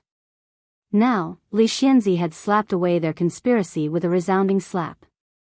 Weren't the people of the Qi Kingdom good at writing poems? Now, even he admitted that he was far inferior to Li Xianzi. When he left, he even shamelessly asked the emperor for one of Li Xianzi's original poems. Who would dare to say that the Jing Kingdom was weak in the future? Outside the imperial palace, many people had been waiting in the distance since dawn. There were old and young people, men and women, but most of them were young. Confucian scholars made up the majority. There were students from the capital, and there were also people who had come from the neighboring counties. This was because what was going on in the imperial palace today was not only a competition between 2 people, but also a competition between countries. It was closely related to each and every one of them. They had lost a contest yesterday, so today's contest was particularly important. Most of them looked solemn and didn't talk. Occasionally, they glanced in the direction of the gate of the palace. After the contest, the news would definitely pass through here, so they would be the first to know. They didn't know how long they had waited. At a certain moment, a heavy sound finally came from the front. The guards at the gate of the palace opened the gate, and all the officials came out. They were in groups of 3 to 5, talking and laughing. They looked very relaxed. When the people who were waiting nearby saw this scene, they were slightly startled. Then, as if they realized something, a trace of joy quickly appeared on their faces. Not long after, a few fast horses galloped out from the edge of the crowd. The news that the Jing Kingdom won the second round of the competition spread in all directions. How did the 2 of you get to know the third prince of the Qi Kingdom? Mingzu asked as she looked at Li Yi and Li Xian without moving her chopsticks.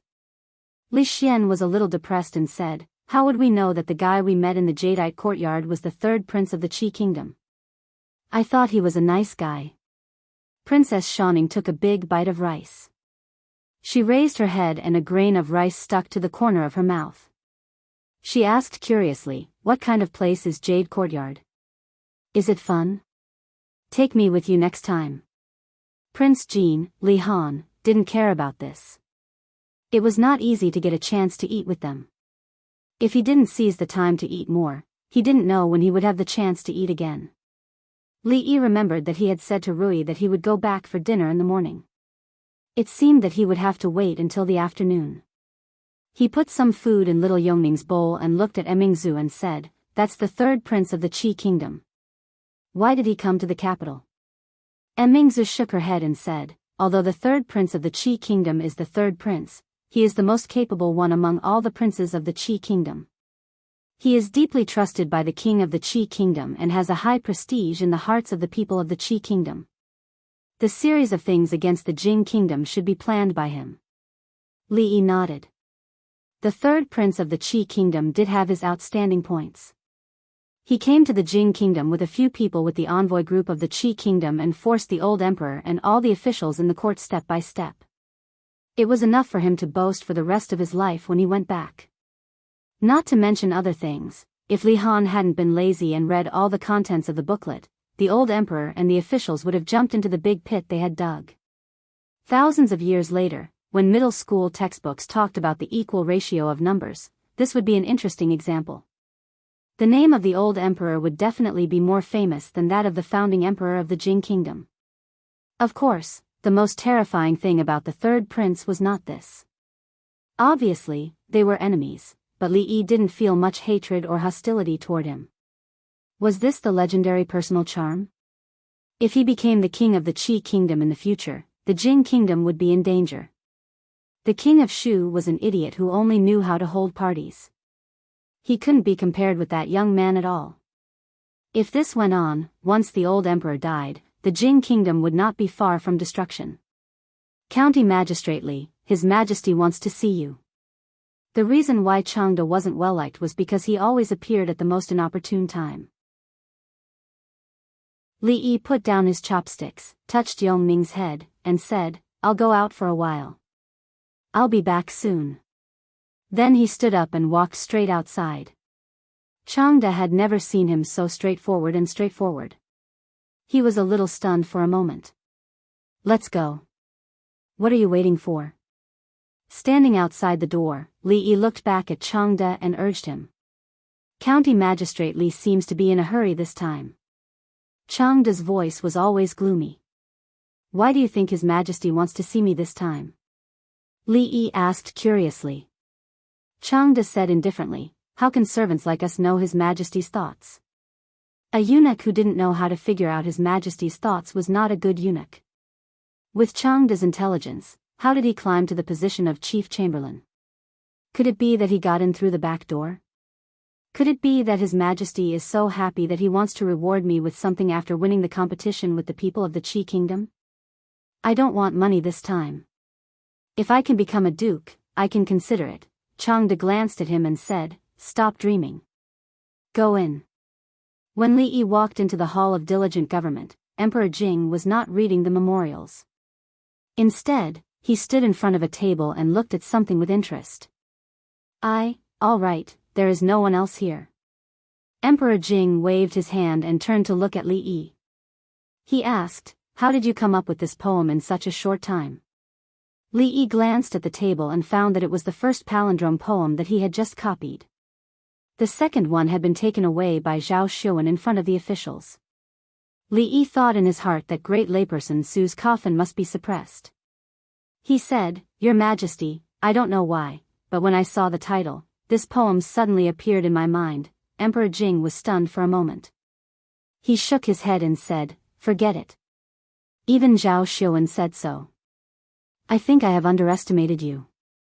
I promised you that if you can win this competition, I will allow you to take Yongming out of the palace for a month. An emperor does not go back on his words. When this matter with the Qi kingdom is over, I will fulfill my promise." The old emperor still kept his promise. This was a good deal. As Li Yi was thinking this, he heard Emperor Jing ask again, "Are you familiar with the scriptures? If you were to go and debate with the great scholar of the Qi kingdom, how confident would you be?" Li Yi was stunned for a moment and shook his head. "Your Majesty, you know that I only know a little about poetry. I really don't know anything about the scriptures. Otherwise, would not still be a scholar. If Prime Minister Qin and so many great scholars could not do it, I would not be able to do it." Jing Di nodded his head. He was just asking casually. It would take at least 10 years to deeply understand the meaning of the scriptures, and if one really wanted to master it thoroughly, one would need to exhaust his entire life's energy.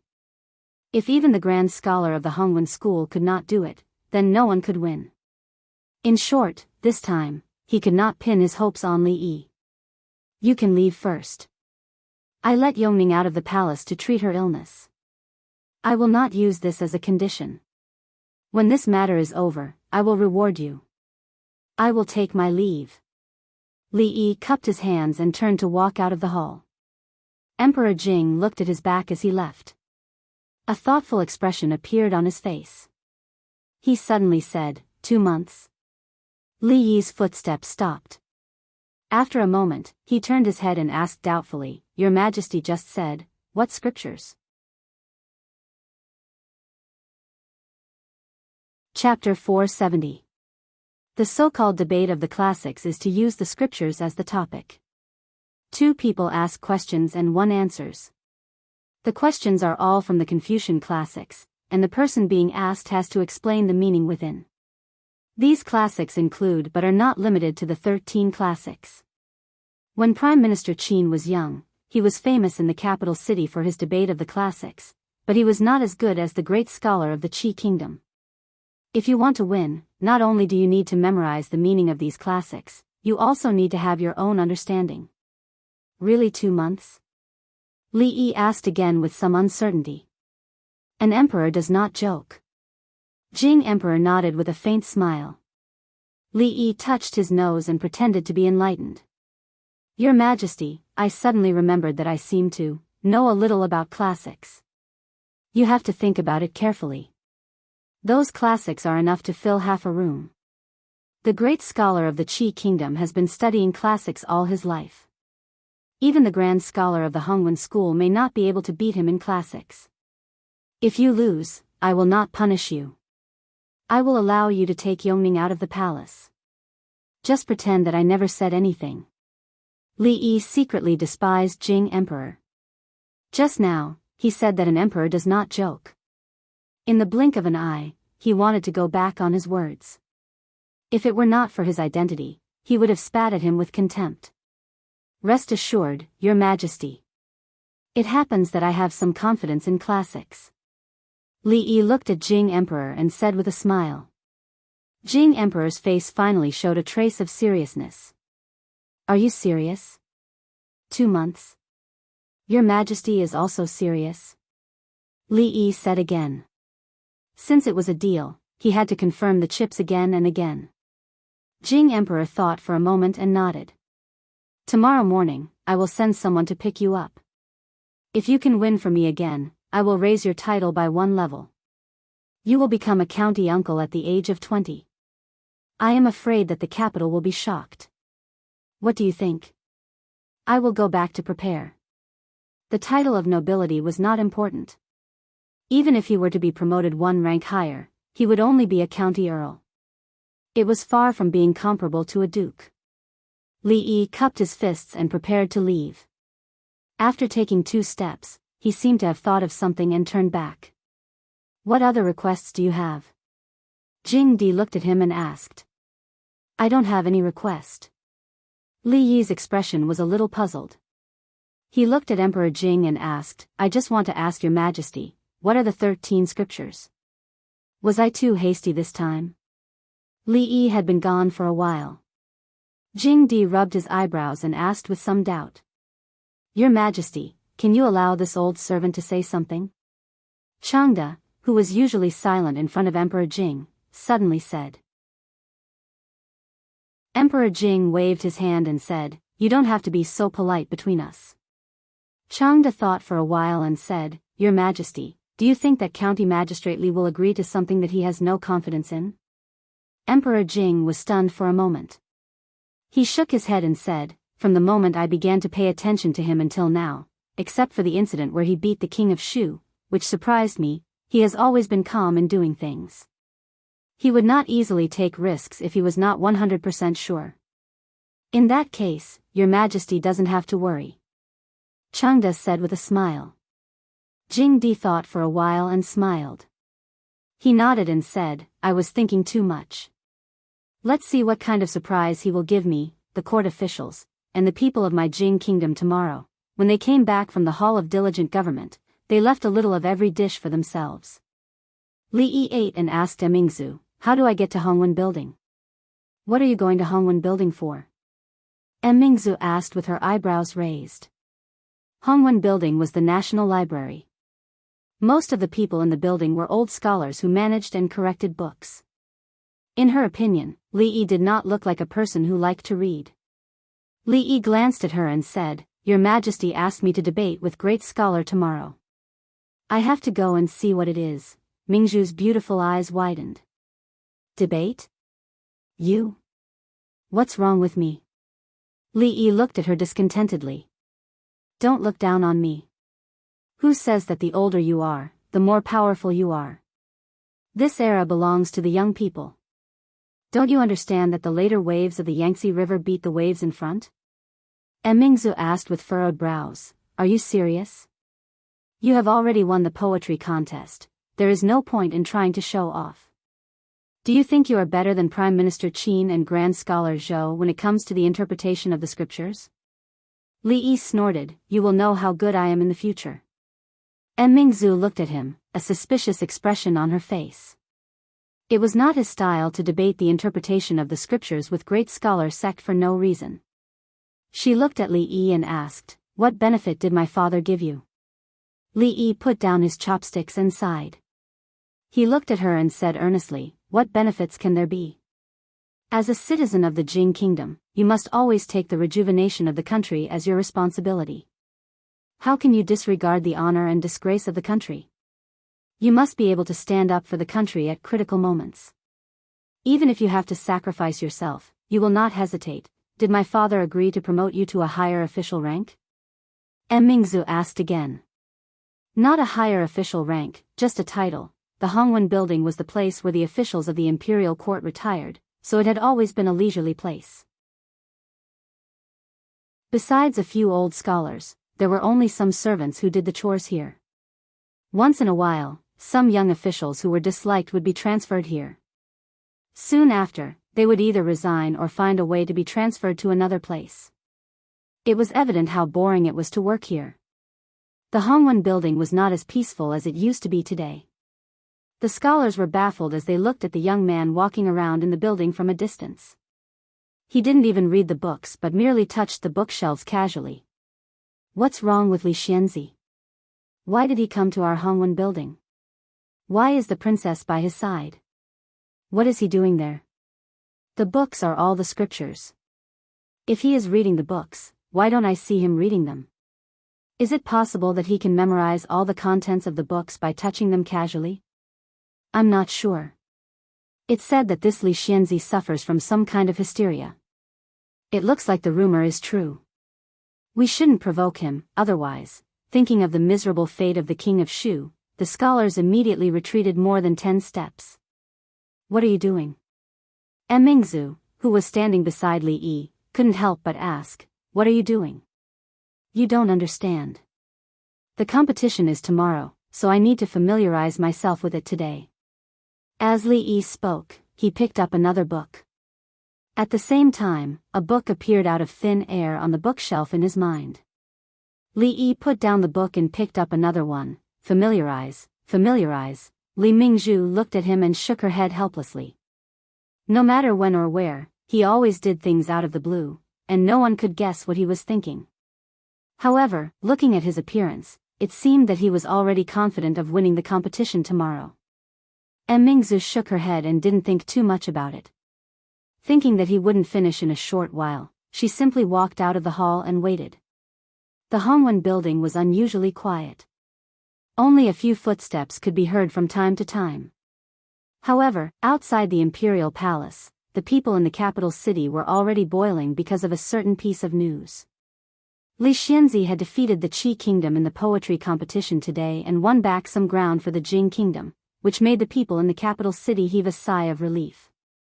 The 2 poems he composed in the Golden Hall had already been posted. When the palindrome poems, which could be read vertically and backwards, were published, it not only blinded the eyes of countless people, but also made countless scholars exclaim in admiration. It turned out that poems could be composed in this way. In addition, some gossip that people took delight in came out from various brothels in the capital city. For example, Zhao Xiuan of the kingdom of Qi, who was known as the best poet in 1,000 years, did not even manage to compose a poem today. The moment he saw Li Xianzi's poem, he immediately admitted defeat and admitted that he was ashamed of his inferiority. He even asked for Li Xianzi's poem manuscript back. Of course, some people also revealed that Zhao Xiuan was actually one of the admirers of Li Xianzi's poems. He carried Li Xianzi's poetry collection with him and could only fall asleep after reading Li Xianzi's poems several times at night. For the people in the capital city, what could be more satisfying than winning today's competition? Of course there was. That was, they not only had to win, but they had to win beautifully. They had to win so that the people of the Qi kingdom would be convinced. And Li Xianzi had achieved this. On this day, the haze and worry on the faces of the people in the capital city was swept away. There was no longer any depression in their hearts. On this day, the brothels in the capital city were almost full. Scholars and scholars recited poems and tried their best to release their passion. On this day, countless girls in the boudoir were holding a copy of the Collection of the Bright Moon. They copied the latest poem, the Duanwu of the Huanxi Sha, and their faces were flushed as they recited the words, "Beauty meets for 1,000 years." On this day, Li Yi, the county magistrate of Chang'an, became famous in the capital city. Chapter 471. Are you still there? In the backyard of the Jade's courtyard, Fang was squatting on a stone. He hadn't heard any sound for a long time, so he asked. After a while, he heard light footsteps again. The girl said apologetically, "I don't know what happened today, but there are a lot of guests in the courtyard. I'm very busy, so I can't talk to you here." Fang smiled and said, "It's okay, you can go. I have to go back. Then tomorrow. I'll wait for you here tomorrow." The girl said quickly, and the footsteps gradually went away. Fang stood up, patted the dirt on his butt, and went back to the street. When he passed by the butcher's shop, he remembered that his wife liked to eat high-quality pork belly. She had been talking about it for several days. He walked to the front of the shop and asked the butcher, "Is this meat fresh?" The butcher was also a man with a fierce face. He patted his chest and said, "Customer, don't worry. This meat was just killed this morning. It can't be any fresher." Fang nodded, "Give me 3 caddies of pork belly." "Okay." The butcher grunted in acknowledgement. He used a boning knife to cut the meat a couple of times, and then wrapped the meat with a lotus leaf and tied a rope. He said with a smile, 3 caddies 6 taels. "Dear customer, please take it. I'll take a small change and count it as a silver coin." Naturally, old Fang was not short of money. In fact, although it was difficult to buy a big house in the capital, he had saved a lot of money during this period of time. He could marry 10 wives and still have a lot of money left. He could be considered a wealthy family. However, when he touched his waist, he realized that he had left in a hurry this morning and did not bring a single coin with him. The butcher saw this and guessed that he didn't bring money. He smiled and said, "Customer, did you forget to bring money? It's okay. You can take the meat first. You can pay for it next time." Fang smiled and asked, "Aren't you afraid that I'll go back on my words?" The butcher laughed and said, "That won't do. You come here every day, and I don't think you're that kind of person. Besides, I'm in a good mood today. If you really want to renege on your debt, I'll give this meat to you. You're just a butcher. What's there to be happy about? Is your wife pregnant? Old Fong took the meat and didn't refuse. He casually asked. Alas, I still haven't gotten my wife. The butcher sighed, and then thought of something else.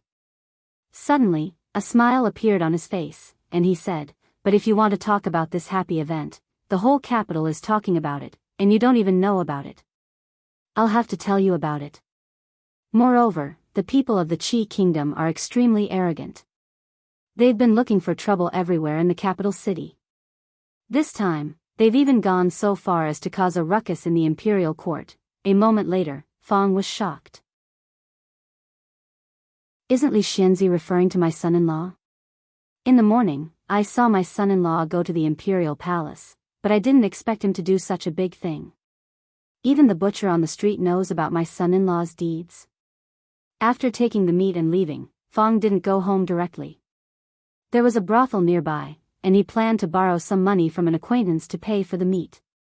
Master, please slow down. Outside a brothel somewhere in the capital city, a pale-faced, frail middle-aged man was supported by a servant into the brothel. Master, let's go back. Those people. The servant opened his mouth with a troubled expression, but was interrupted by the middle-aged man with a wave of his hand. Don't worry. I can still bear this little curse. The middle-aged man's voice was a little hoarse, but his tone was unusually firm. Behind them, a man carrying meat walked into the brothel. He looked back and said, Your body is so weak. Why did you come to the brothel instead of resting at home? The servant in green was about to say something, but the man turned around and left after saying that. The master and the servant walked into the brothel and found a secluded place to sit down. As soon as they sat down, they heard several people talking around them. This Li Xianzi has really made our Jing kingdom proud. Yes, this time, let's see how arrogant the people of the Qi kingdom can be. Say, if Deputy Ma won yesterday, we won't have to play anymore. It's all that Ma Guy's fault. He's not good at chess, but he insisted on being a hero. Hearing these comments, the servant in green was indignant. The middle-aged man's face was a little gloomy, but he didn't say anything. At this moment, there was a sudden uproar in the crowd. The master and the servant looked up and saw an old man sitting on the table in front of them. Hey, old Zheng, let's not talk about anything else today. Tell us how Li Xianzi won against the people of the Qi kingdom. Yes, that's it. The storytellers in the brothel not only told stories, but also talked about current affairs and court politics. After all, people in Jianghu and among the common people were all the people of the Jing kingdom, so they also had to care about the affairs of the court. In addition to gossip, there were many things that were closely related to them. The old man on the table smiled and pressed his hand down. Immediately, the noise below disappeared. Then he said, I believe everyone is very interested in the story of Li Xianzi's victory against the people of the Qi kingdom. Naturally, I'd like to talk about it. But before that, I'd like to talk about the match yesterday. The pale-faced middle-aged man raised his head slightly. After a moment of silence, the audience immediately became noisy. A loss is a loss. There's nothing to say. Just talk about Li Xianzi. Why did you mention that Ma Guy? That's right. Tell us about the match this morning. We can't wait. The middle-aged man involuntarily clenched his fists and his face became even paler. The old man on the table raised his hand again to stop the crowd. He said, Of course, we have to talk about the incident of Li Xianzi. But there's a hidden story about yesterday's incident.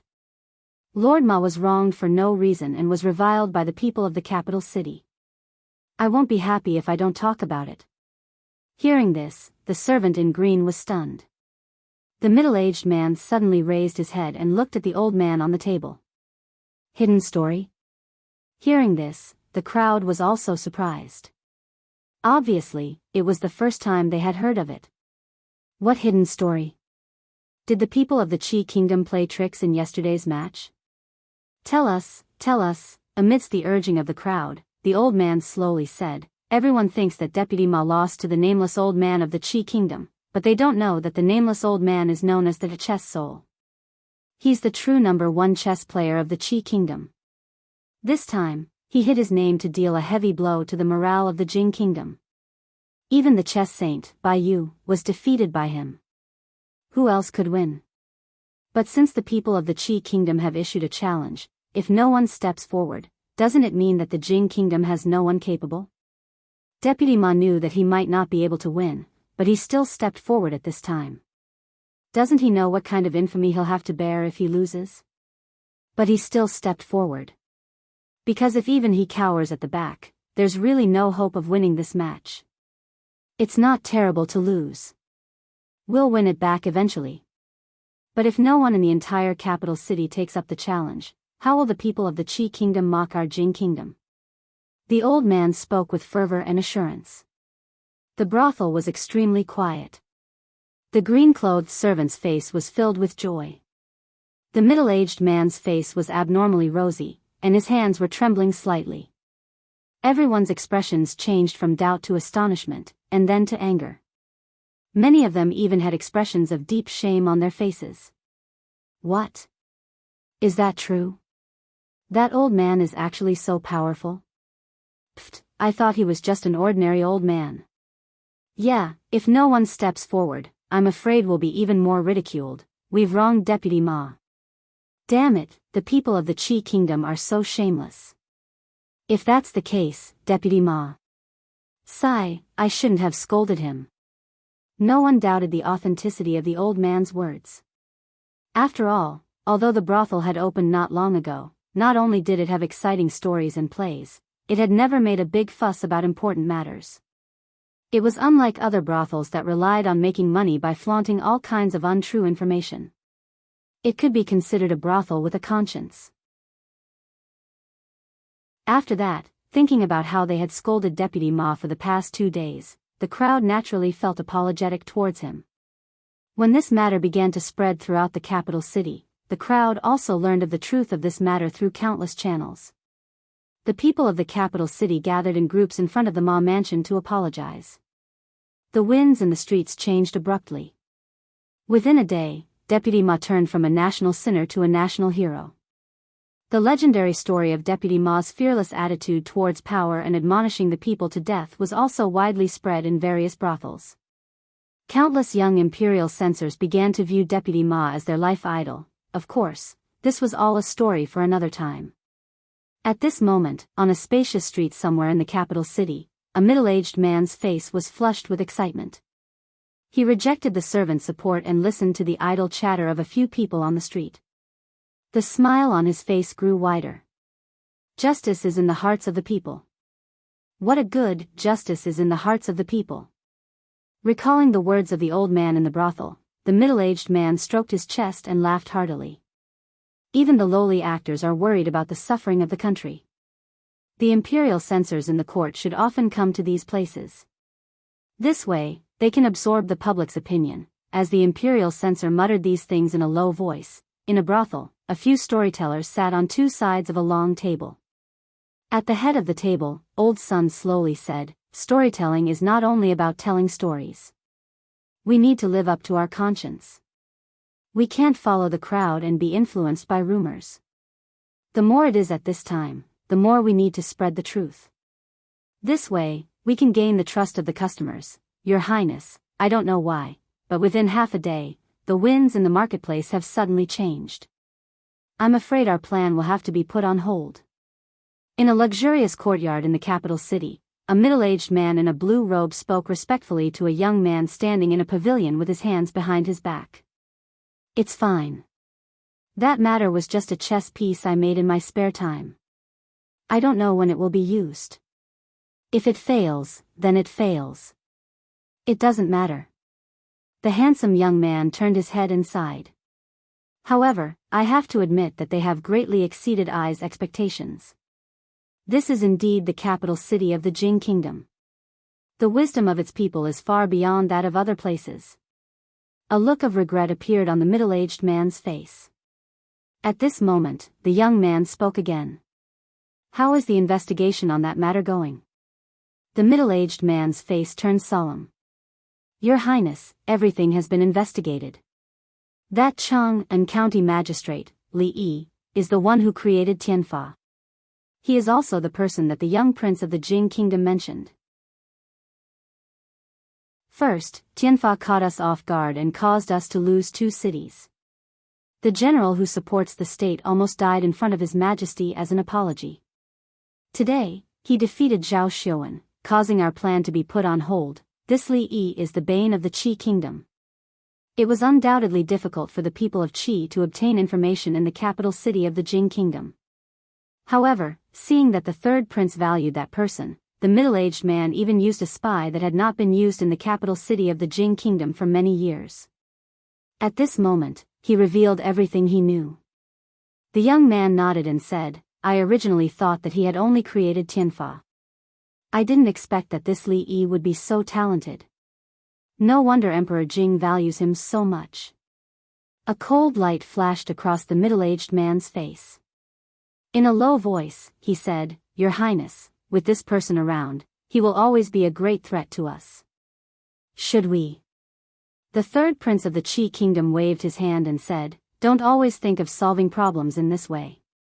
Even Xiuan has praised him. I have never seen him praise someone so much in poetry. Tianfa has also caused us great trouble. Poetry, writing, medical skills, Tianfa, such a genius, why was he not born in the Qi kingdom? You just said that he has enmity with the eldest grandson of Prime Minister Qin of the Jing kingdom and the king of Shu? The third prince of the Qi kingdom looked at him and suddenly asked. The middle-aged man nodded and said, Yes, this Li Yi has deep enmity with the eldest grandson of Marquis Qin and the king of Shu. Just a few days ago, in the imperial palace, he beat the king of Shu into a coma in front of all the civil and military officials. However, the strange thing is that Emperor Jing only grounded him for half a month and didn't punish him too much. The third prince of the Qi kingdom smiled and said, If I were Emperor Jing, I wouldn't punish him too heavily. He walked out of the pavilion and paced slowly in the courtyard as he murmured, Although the king of Shu has no talent, he is the one who is most likely to inherit the throne among all the princes.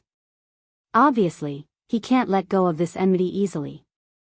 Prime Minister Qin is a powerful person and wholeheartedly supports the king of Shu to ascend the throne. In the future, the Qin family will become the backbone of the new dynasty. At that time, Li Yi's position in the imperial court will be somewhat subtle. However, this is not necessarily bad news for us.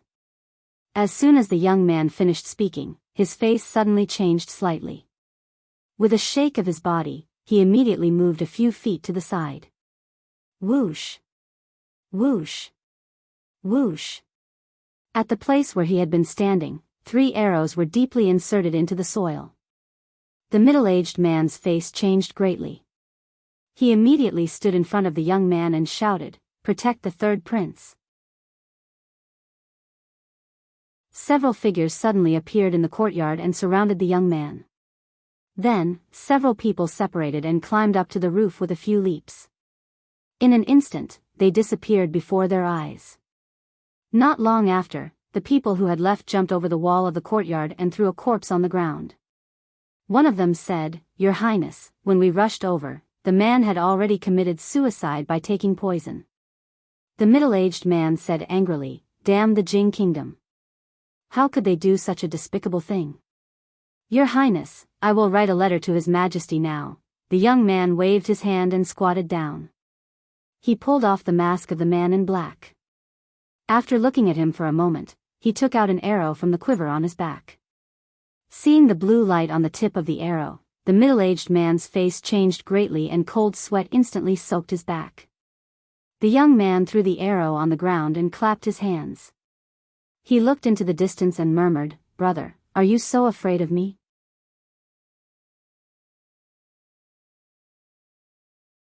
Chapter 472. Li Yi spent the whole afternoon in Hongwen Library. He didn't care if it was the 4 books and 5 classics or the 13 classics. As long as it was a book related to the meaning of the scriptures, he moved it all into his library. The Confucian school in this world was similar to the one he was familiar with, but there were some differences. However, the books in the library could definitely be used, so Li Yi decided to familiarize himself with all of them. Comparing the classics with the great when school was definitely looking for death. But who didn't know how to cheat in this day and age? If he couldn't beat him in this way, he might as well find a piece of tofu and kill himself. When he returned home, it was already evening. After absorbing so many books in one go, his head was a little dizzy. After talking with Rui for a while, he felt abnormally sleepy. He only ate a little bit of dinner and went back to his room to sleep. What's wrong with the son-in-law? Xiao Huan went into the room to take a look, then came out and murmured in confusion. Not long after, Mississippi Lu also came in with a tired face. The servant girl went up to her and asked, "Second miss, have you eaten?" Mississippi Lu waved her hand as if she didn't want to talk and went straight back to her room. The servant girl's expression was a little strange. She didn't know what the son-in-law and second miss went out to do today. Why did they look so tired? When he walked out of the small courtyard, he saw a few maids gathered together and whispered something. They seemed to be very excited. "I went shopping in the city today. Guess what news I heard?" "What?" "Don't keep us in suspense, tell us quickly, it's about our Lord Zhu. The whole capital is talking about it." Looking at the servant girl's exaggerated gestures, Xiaohuan curiously moved closer. It was a very happy thing to wake up after a good night's sleep, especially after being extremely sleepy. After sleeping for 10 to 12 hours, the first thing he saw when he opened his eyes was the first ray of sunlight shining in from outside the window. His gentle, virtuous and generous wife stood by the bed and handed him a warm towel. Of course, this was just Li Yi's imagination. The first thing he saw when he opened his eyes was an old face covered with wrinkles. The old man stood by the bed like a criminal and stared at him with a pair of cold eyes. He didn't feel happy, but the effect was pretty good. "Chief Steward Chang," Li Yi almost jumped out of bed. After he came back to his senses, his face was full of anger as he squeezed out these words from between his teeth. Chang De looked at him and said lightly, "County Li has woken up. This saves me the trouble of calling you." After washing up, Li Yi threw the towel into the basin. He pulled Rui's hand seriously and said, "In the future, don't let that old guy in this room again. If he barges in, break his legs. I'll take responsibility if anything happens." "Got it. Just don't let him in next time." Rui picked up the towel with a smile. After wringing it dry, she wiped his face and said, "That old man's leg is not so easy to break, let's go." Li Yi turned his head around and said this to Chang De coldly, and then headed for the outside of the room. This time he had to suggest to the old emperor that he should replace him with someone else. As the chief steward of the royal servants, old man Chang had nothing to do all day. Was he worthy of the monthly salary? "Grand Scholar Zhou, it's up to you today. Today is the last round of the written examination. We are waiting to congratulate Grand Scholar Zhou." So what if he is the Grand Master of the literature sect? Grand Scholar Zhou has been studying the meaning of the scriptures all his life, so he won't necessarily lose to him. Outside the political hall, a few officials surrounded the Grand Scholar Zhou before the start of the tournament even though the people of Qi State hadn't arrived yet. The Grand Scholar Zhou had a bitter expression on his face. He had learned the news that County Li would represent him in the competition of the scriptures the day before. He didn't know why the emperor made such a decision. It was true that County Li was talented in poetry, but the content of the scriptures was different. How could a young man in his early 20s compete with the Grand Master of Literature of the Qi Kingdom, who was over 60 years old and had studied the scriptures all his life? Yet, he saw County Li stay in the Hongwen Library for a long time and read through all the scriptures, but would he be able to memorize all the scriptures by doing so? No matter what, this was the arrangement of the emperor. The Grand Scholar Zhou had no reason to doubt the emperor. All he could do was pin his hope on County Li, even though he knew that the hope was very slim, so slim that it was almost impossible to see it. "The people of the Qi Kingdom are here," an official said as he glanced at the distance and saw a few figures walking in their direction. The leader was still the third prince of the Qi Kingdom, followed by a few ambassadors of the Qi Kingdom, and an old man whom the crowd had never seen before. The old man wore a coarse cloth, and a pair of cloth shoes with rough edges on his feet. He looked like an old farmer in the fields outside the capital. As soon as Prime Minister Qin saw this old man, an unnatural expression flashed on his face, and a few scholars standing among the officials showed a hint of embarrassment on their faces. It was this ordinary-looking old farmer who had defeated all of them in the competition of the scriptures. If the grand scholar Zhou were defeated by him today, County Li would be in a bad mood the day before. It would be meaningless to win the poetry competition with great difficulty. The third prince said something to the old man with a smile on his face. The old man didn't show any expression on his face, but the ambassadors of the Qi kingdom behind the two of them seemed to be quite arrogant. What happened the day before was merely an accident. Though the Jing kingdom was delayed by 1 day, it was merely a delay in tasting the defeat. With the old master here today, if they weren't afraid of being beaten to death, they would ask the emperor and the chancellors of the Jing kingdom loudly, "Who else is there?" Not long after the ambassadors of the Qi kingdom arrived, Emperor Jing appeared in front of the crowd. Seeing the officials walking into the hall one after another, Li Yi stood up in a corner and clapped his hands, saying, "I'm done. The competition is about to start." The Princess Shining threw away the branch in her hand and stood up angrily as well, saying discontentedly, "You cheated." "I was about to win." Li Yi curled his lips and pointed to the entrance of the hall, saying, "You can see for yourself if you don't believe me. Your father the emperor is here. It's not good to be late." Having said that, Jing Jiu walked toward the political hall while holding Yong Ning's hand. What a joke. As a man, he didn't need to play the game of wolf eating sheep with a 10-year-old girl. Did he need to cheat? Did he? The Princess Shining stomped her foot angrily, and followed up after the Jing Jiu after glaring at the back of Li Yi. Now that the ambassadors of the Qi kingdom have arrived, let's start the third round of the written examination. After a eunuch announced the rules of the competition, Emperor Jing didn't say anything more, and announced the start of the competition. The old man of the Qi kingdom stepped forward, and all the chancellors of the Jing kingdom looked at the grand scholar Zhou. The grand scholar Zhou lowered his head, looking at the ground with his eyes focused on his nose and his heart. Emperor Jing glanced in a certain direction and said, "Though we are debating the scriptures today, this old master is a great scholar no matter what. Li Xianzi, don't be too impolite." Li Yi curled his lips. Respecting the old and caring for the young was the traditional virtue of the Chinese people. Did he look like someone who would be impolite? No sooner had the Emperor Jing said this than the third prince of the Qi kingdom showed a hint of bewilderment on his face. The ambassadors behind him hadn't come back to their senses yet either. As for the officials of the Jing kingdom, they were even more flabbergasted. Why was it him again? Shouldn't the contestant be the grand scholar Zhou? Why did it suddenly become Li Xianzi? What was the emperor doing? Did he ask the young Li Xianzi to compete with the great scholar of the Qi kingdom on the scriptures? Did they hear it wrong?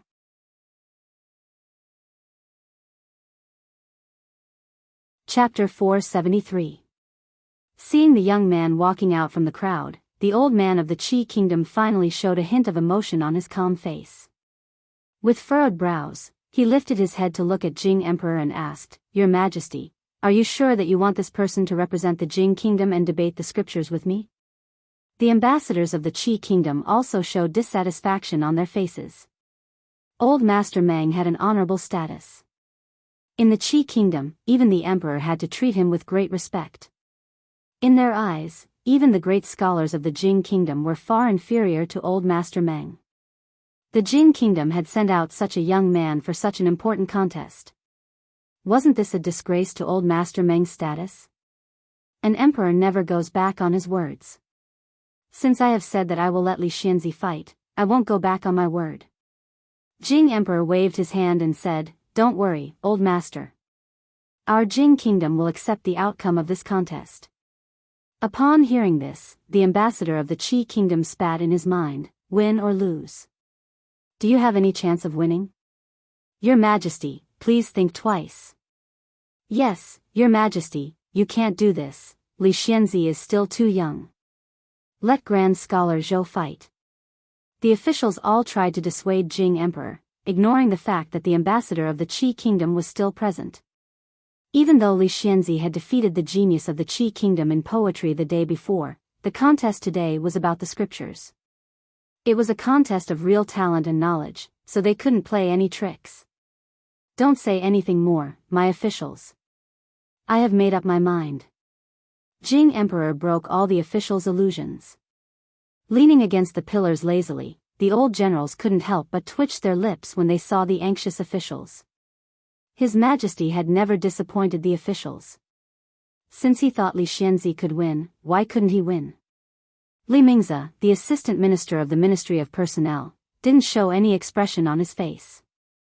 He didn't know how capable his nephew was from the beginning to the end. On the other hand, Prime Minister Qin did not say a word. He looked at Li Yi with a meaningful look in his eyes. No one knew better than him how terrifying the old man of the Qi kingdom was. Why did His Majesty think that Li Yi could win?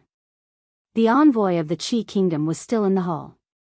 The competition had already begun. Even if the envoy was extremely unwilling, he had no choice but to keep his mouth shut. They looked at the two people in the hall with despair in their eyes. One was in his 20s and was extremely handsome. The other had a face like a withered pine tree and was old. Wouldn't it be great if they could compare who was more handsome today? Forget it, at least he won one round in the theory examination, so it wasn't too shameful. If he won the combat examination beautifully, he could still get back the face he had lost. After Emperor Jing spoke, the old man surnamed Meng did not say anything more. He turned to look at Li Yi and asked, conquering the wise and virtuous, one who is related to the 9 clans. The 9 clans were harmonious, and the people were peaceful. The people are bright, and the nations are united. What do you mean? The envoy's face began to turn solemn. From now on, the competition had officially begun. This great scholar did not make things difficult for Li Xianzi at first. He asked about a famous sentence in the first chapter of the Book of History, the classic of Yao. Anyone who had read some books would know this sentence. If Li Xianzi could not even answer this sentence, there was no need for the competition to continue. From the Book of History, the classic of Yao. Li Yi thought that this old man was quite kind. He liked this kind of question the most. He just had to read it according to the commentary on the 13 classics. Conquering the wise and virtuous, and the 9 clans were related to the 9 clans. The wise and virtuous men were employed, and the people were united. The 9 clans were harmonious, and the people were peaceful. Already. The people, the officials. The 9 clans were peaceful, and Zhang Ming was bright. The people were bright, and the nations were united. The people were bright, and the nations were united. The people were bright. The people were bright. The people were bright. The people were bright. The people were bright. He said that all the people in the world have changed, and thus the customs are harmonious. No one was surprised by Li Yi's answer, but his choice of words made the scholar's eyes light up, because it was almost a standard answer. It was not strange for a well-read scholar to give such an answer, but it had a different meaning when it came from the mouth of a young man. At least they knew that Li Xianzi's attainment in the classics was much better than they had imagined. The old man surnamed Meng nodded with a trace of appreciation on his face, but he did not speak again. The answer of the young man in front of him was really impeccable. Whether it was the interpretation or the choice of words, he could not find any fault. Li Yi was naturally familiar with the rules of the competition. If the old man did not ask, it was his turn. Since the old man had been so kind to him, he naturally would not make things difficult for him, so he asked, "The Marquis of Qi is happy, and the wife of the Jiang family is happy." The biography of Gong Yang. In the 9th month of the 3rd year of Du Quan, the old man surnamed Meng interrupted nonchalantly before Li Yi could finish. Most of the officials in the imperial court were still trying to figure out where this sentence came from. Hearing this, they lifted their heads and looked at the old man of Qi Kingdom in surprise, feeling quite surprised. How familiar was this great master of literature with the 13 scripts? The grand scholar Zhou shook his head. The 13 scripts were very important scriptures, and this great master of literature of Qi Kingdom must have memorized every sentence in them, so it was not difficult for him to understand them. The Marquis of Qi is happy, and the wife of the Jiang family is happy. From which page, paragraph, and line of the biography of Gong Yang? Looking at the old man surnamed Meng, Li Yi thought to himself, how dare you show off? The expression on the face of the old man surnamed Meng froze. He had already thought of what he would ask next, but now the words were stuck in his throat. The grand scholar Zhou opened his mouth wide, and the officials opened their eyes wide. They couldn't believe their ears. Could the book debate be asked in such a way? The Jing emperor shrank his body a little behind the dragon chair. He reached out his hand and rubbed the center of his eyebrows, covering his face in the process. Before the incredulous expression of the third prince of Qi Kingdom faded away, a representative of the Qi Kingdom had come back to his senses. He stepped forward and exclaimed, "It's outrageous. What kind of question is this? Can't I?" Li Yi didn't pay attention to the representative of the Qi Kingdom. He turned his head to the eunuch who had announced the rules, asking, "Is there a rule that says I can't ask this question?" The eunuch was taken aback for a moment, and then shook his head, saying, "No, no. As long as the question is included in the meaning of the script, it's fine." The officials eyed each other in bewilderment. Of course, there was no such rule, but they were all scholars, and they cared about their dignity. Who would ask such a question? It was meaningless to ask such a question. Yet, according to the rules of the book debate, it seemed that Li Xianzi's question was not impossible. After all, his question did not go beyond the scope of the meaning of the script. If he really had a deep understanding of the 13 scriptures, he might be able to answer this question. However, looking at the appearance of the great scholar of the Qi Kingdom, it seemed that he was not that familiar with the script. The face of the envoy of the Qi Kingdom turned red. After the old man surnamed Meng waved his hand, he glared at Li Yi fiercely and retreated helplessly. The old man surnamed Meng looked at Li Yi and said, "I really don't know your question. However, can you answer this question?" The officials had a strange expression on their faces. The great scholar might have been confused by Li Xianzi's question. Since Li Xianzi could ask such a question, how could he be unprepared?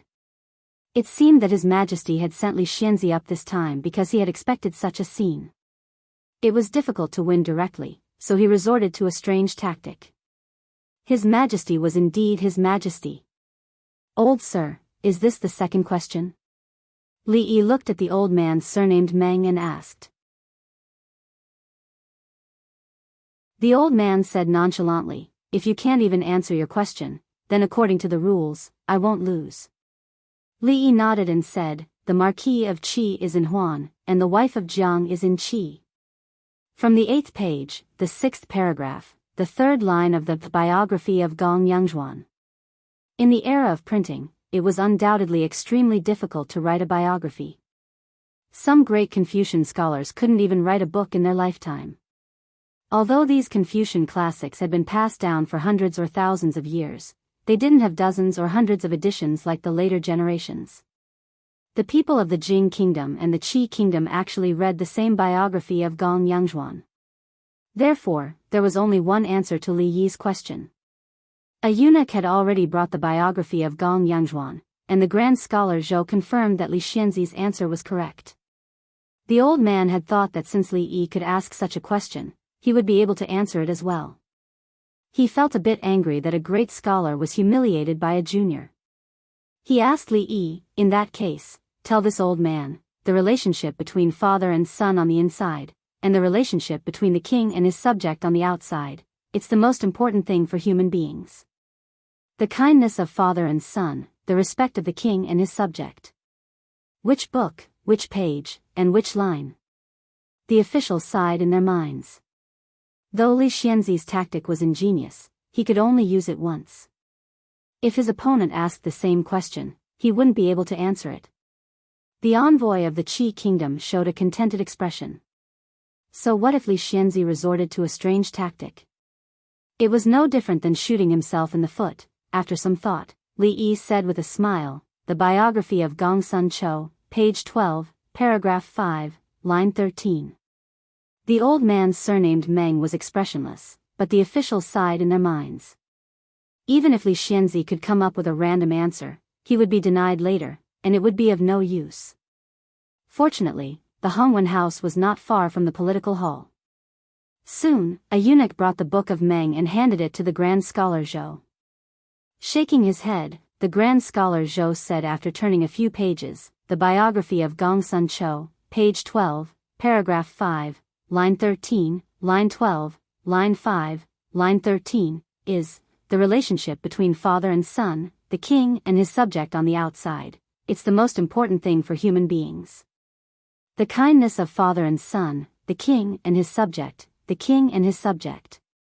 The Grand Scholar Zhou had finally realized something. He raised his head abruptly and stared at Li Yi, breathing rapidly. He didn't even notice that the Book of Meng in his hand had fallen to the ground. How can it be possible? The old man surnamed Meng had finally raised his head, showing a hint of disbelief in his old, murky eyes. He strode over and picked up the Book of Meng, flipping through it quickly. A moment later, he closed the book slowly and took a deep breath. As he looked at Li Yi again, the expression on his face was completely different.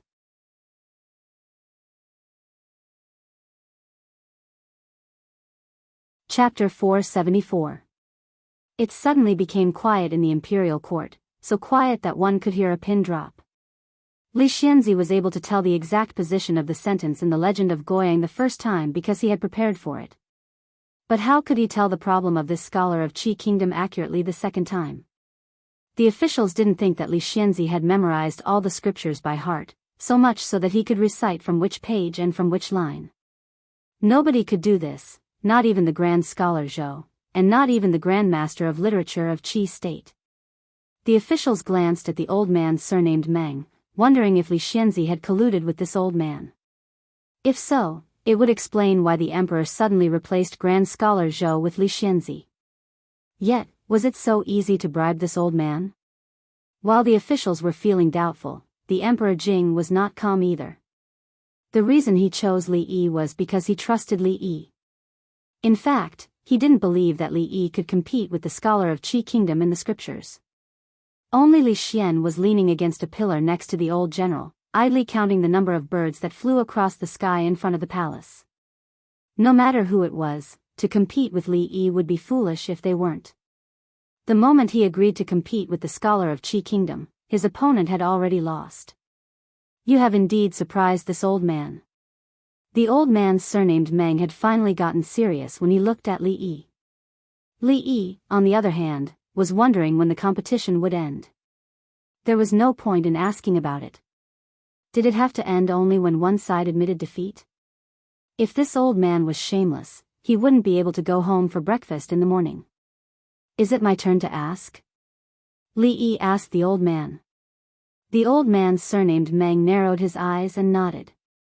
In the 3rd year of Emperor Wu of Qi's reign, Wei Jing, the left prime minister, used the excuse that women were disrupting the governance of the country and asked Emperor Wu to abolish the empress. When Emperor Wu and his subjects submitted their reports, Emperor Wu only said one sentence, and Wei Jing was convinced and never mentioned the matter again. Li Yi looked at old man Wei and asked, how did Emperor Wu respond to Wei Jing? The 3rd prince of the Qi kingdom was taken aback. Then, his expression changed slightly. Among the officials, many of them changed their expressions. What was wrong with Li Xianzi? Why did he ask about the affairs of the Qi kingdom? Wasn't it obvious that he was asking about the Qi kingdom? Nonsense. The old man surnamed Meng frowned and said, in the 3rd year of Emperor Wu's reign, the Qi kingdom was founded not long ago. Empress Wen Jing is a virtuous woman. How can there be chaos in the government? Ahem, Lord Meng, Li Xianzi didn't make irresponsible remarks. It's true. The 3rd prince of the Qi kingdom coughed lightly and said. The old man surnamed Meng frowned even more and asked, why hasn't this been recorded in the history books? Which scripture did it come from? This is a secret of the royal family. All the books related to it have been destroyed. It's normal that Lord Meng doesn't know about it. The 3rd prince of the Qi kingdom shook his head and said, Lord Meng, you don't need to ask anymore. Let's continue. In the Zhengli Hall, the ambassadors of the Qi Kingdom and the officials of the Jing Kingdom finally saw the most unique debate they had ever seen in their lives. According to the usual procedure of the debate, one side would ask questions and the other side would answer. Then, the one who asked the question would take advantage of the other side's loopholes to attack. The scene was fierce and spittle flew everywhere. In the end, one side would be speechless and admit defeat. However, the situation today was completely different. Li Xianzi never asked the great master of literature to explain the meaning of the scripture, nor did he ask strange questions like in the beginning. But his questions were more tricky. A great master of literature couldn't answer the questions he asked, so how could he explain the scripture? Even the grand scholars of the Hongwen school suspected that Li Xianzi had fabricated the scripture. However, when the eunuch found the original text in the Hongwen school, they could only look at him as if he was a monster. He could even remember such an obscure scripture. Even if the great master of literature had a good memory, it was impossible for him to remember all the scripture for thousands of years. At this time, he could only suppress his anger in his heart and ask more and more incisive questions. The great scholars in the court all frowned. However, the result also surprised them. No matter how the old man surnamed Meng asked, Li Xianzi always gave perfect answers, so perfect that the old man couldn't find any loopholes to attack. The whole debate was orderly. The old man surnamed Meng asked questions and Li Xianzi answered. Li Xianzi asked questions and the old man surnamed Meng couldn't answer. After a few rounds, the old man surnamed Meng couldn't keep calm anymore. The expressions on the faces of the envoys of the Qi state were as if they had seen a ghost. The scene that they had witnessed today had a huge impact on them. Their old master had been firmly suppressed by that young man from the beginning to the end. What else did he not know? On the other hand, the officials of the Jing Kingdom looked relaxed. If they had known that Li Xianzi was so powerful, they wouldn't have worried for so long. Judging from the appearance of the great master of literature of the Qi Kingdom, it was only a matter of time before he admitted defeat. The third prince of Qi Kingdom revealed a look of astonishment. He looked at the old man who had once again sunk into deep thought because of Li Yi's question. He walked to the old man's side and whispered, "Old Meng." After a long time, the old man surnamed Meng raised his head and said in a low voice, "I've lost." There was no resentment or unwillingness in his voice. He had indeed tried his best, but how could the young man in front of him be so familiar with the scriptures that it was shocking? Even though he had studied the scriptures for decades, he was still far from being able to match up to him. He even had a feeling that he wasn't facing a person, but the great master of literature hall of the Jing Kingdom. I didn't expect the Jing Kingdom to have such a young and outstanding talent. I admit defeat. At this point, the old man surnamed Meng didn't continue the debate. Since the young man's answers left him with no room to argue, how could he continue the debate? "Thank you for letting me win," Li Yi said, cupping his hands. He had thought that the great Confucian debate would be high-end and impressive, but he didn't expect it to be like this. It was an open-book exam, and the answers to all the questions could be easily found in the books. However, what Li Yi didn't know was that today's so-called scripture debate had not only exceeded his expectations, but it had also exceeded everyone's expectations. It had simply created a new era of scripture debate. In the future, when the great Confucian scholars discussed this matter, they could not help but sigh. Perhaps it was Li Xianzi who had caused the chaos in the study of scripture debate today. The old prince's task had been successfully completed. Just as Li Yi was about to leave, the old man surnamed Meng suddenly asked, "What did the martial emperor say to Wei Jing?" "Old sir, do you really want to know?" Li Yi looked at him with a strange expression. The old man surnamed Meng wasn't the only one who wanted to know. Even Emperor Jing and the officials were intrigued by Li Yi's words and looked at him one after another. "I'm all ears," the old man surnamed Meng said with a nod. "If you say another word, I'll cut off your dog head," Li Yi said with a smile. The third prince of the Qi Kingdom opened his mouth slightly. After a moment, he shook his head and could only smile bitterly.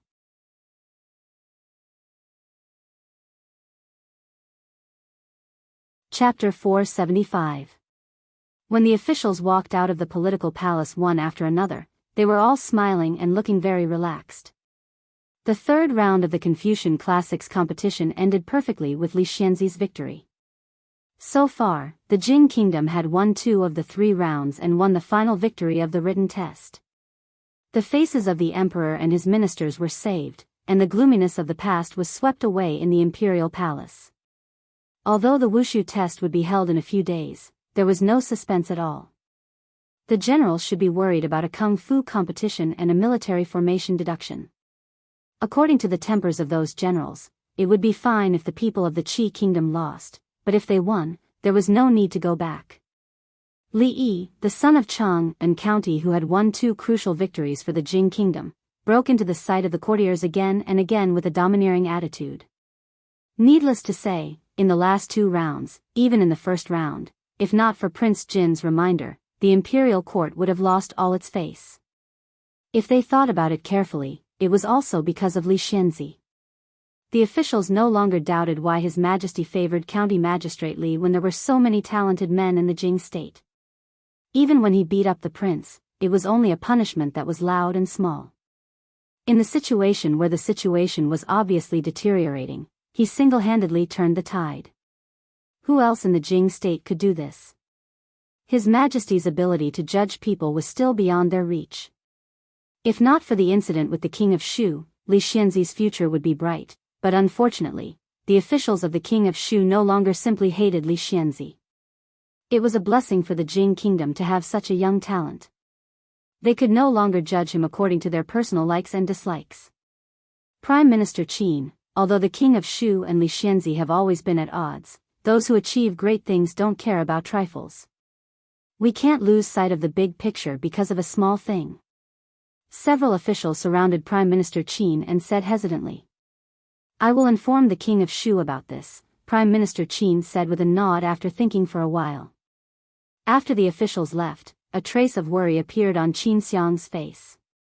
According to his character, was it possible for the King of Shu to forgive the past and accept Li Xianzi again?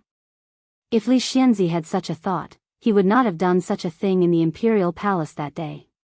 When Prime Minister Qin thought of something, a trace of exhaustion appeared on his face. He was not in a rush to leave the palace. Instead, a eunuch led him to a certain palace. The capital was already a sea of jubilation. The news from the palace had already spread out. The Qi kingdom had been defeated again. Li Xianzi had won 2 matches and completely reversed the losing situation. He had fought a beautiful turnaround. The people of Jingdo felt proud and elated. They all went to the streets, cheering loudly and shouting the name of the Prince of Chang and County. The roads were blocked. The government had no choice but to send runners to clear the way so that the carriages could pass. In an extremely luxurious carriage, the 3rd prince of the Qi kingdom and the old man surnamed Meng sat facing each other. Old man Meng raised his head and asked the young man, "Your Highness, is what Li Xianzi said true?" The 3rd prince of the Qi kingdom sighed helplessly and said, "Although it's a disgrace to the royal family, it's true." Li Yi didn't talk irresponsibly. How could that be? The old man surnamed Meng frowned. The 3rd prince of the Qi kingdom shook his head and said, "As you know, Master Meng, Emperor Wu is the founding emperor of the Qi kingdom. Since Emperor Wu, successive emperors of the Qi kingdom have made great efforts to govern the Qi kingdom. However, Emperor Wu rose in troubled times and immediately conquered the world. Naturally, he was violent. At that time, left Prime Minister Wei Jing actually wanted to support the Wei family and let concubine Xian of Wei ascend to the throne. Therefore, he joined several ministers to falsely claim that the harem was in chaos and suggested to abolish the empress. However, concubine Wen Jing was a virtuous woman who was deeply favored by Emperor Wu. How could she listen to the slander? Given Emperor Wu's temperament. At first, there were records of this incident. However, after Emperor Wu passed away, in order to protect the royal family's reputation, the sect of Wen destroyed all the records. Now, it's only recorded in the royal treasury. The old man surnamed Meng was stunned for a long time. Although he had read many books, he had never come into contact with the royal treasury. He had thought that Li Xianzi was just making things up to embarrass him. Now, it seemed that Li Xianzi was much more knowledgeable than he had imagined. However, he was so young. Could it be that he had been studying since he was in his mother's womb? The old man surnamed Meng stopped thinking about this puzzling matter. He lowered his head and bowed, saying, "I'm useless and have failed to live up to your highness's trust." "Lord Meng, you're exaggerating." The third prince of the Qi kingdom hurriedly helped him up and said, "This is not Lord Meng's fault. It's just that Li Xianzi." Alas, if only the Qi kingdom had such a great talent. How great would it be? He raised his head with a hint of expectation in his eyes. The celestial punishment artifact really shouldn't be in the hands of the Jing kingdom. If the Qi kingdom can get it, the unification of the world will be just around the corner. Then, he smiled again and said, "However, we've gained a lot. I didn't expect the king of Shu of the Jing kingdom to have such a grudge against Li Xianzi. In this case, all we need to do is wait. If we can bring him under our banner, we won't have to worry about our success." The old man surnamed Meng didn't interrupt this topic. He pondered for a moment and said in a low voice, "I heard that the first prince's men have chased him to the Jing kingdom. Is that true?" The third prince of the Qi kingdom withdrew his gaze and sighed, saying, "My brother, the first prince, is still worried about me after all. The first prince has no tolerance for others. How can he be the emperor? When I return to the Qi kingdom, I must submit a memorial to His Majesty." Their voices gradually became lower and lower until they couldn't hear anything outside the carriage. When Prime Minister Qin stepped into a palace, the king of Shu was lying on the bed, engrossed in a book in his hand. "Your Highness, do you feel better?" Prime Minister Qin walked over and asked. The king of Shu raised his head. When he saw the visitor, he immediately put down the book and sat up with his hand supporting his body. He said hurriedly, "Prime Minister Qin, why are you here? Sit down quickly." Someone, serve tea for Prime Minister Qin. Prime Minister Qin waved his hand and stood by the bed.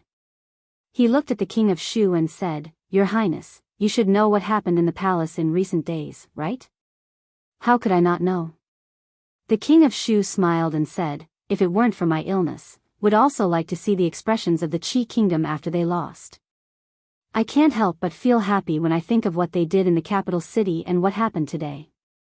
Prime Minister Qin glanced at him and asked, "Your Highness, do you know that if it weren't for Li Yi, the county magistrate of Cheng, and the Jing kingdom would have lost today?" The king of Shu sighed and said, "County magistrate Li turned the tide and restored the dignity of the Jing kingdom. He is indeed a pillar of the country. Although I had some minor conflicts with him, they are nothing in the face of the righteousness of the country. Your Highness, I'm very relieved that you can think this way." A hint of admiration appeared on Prime Minister Qin's face. He nodded and said, "Your Highness, rest well. I'll take my leave first." When he walked out of the palace, Prime Minister Qin took a deep breath. The change in the king of Shu was indeed an unexpected gain for him. After this incident, although he had lost face, it was not without benefits for the king of Shu. At least he had grown a little and seemed to be able to take on great responsibilities. Prime Minister Qin walked down the stone steps. Inside the palace, the king of Shu still had a smile on his face, but his right hand was tightly grasping the brocade quilt beside him. The veins on the back of his hand were bulging, looking extremely terrifying. Rip! A few long tears appeared on the brocade quilt.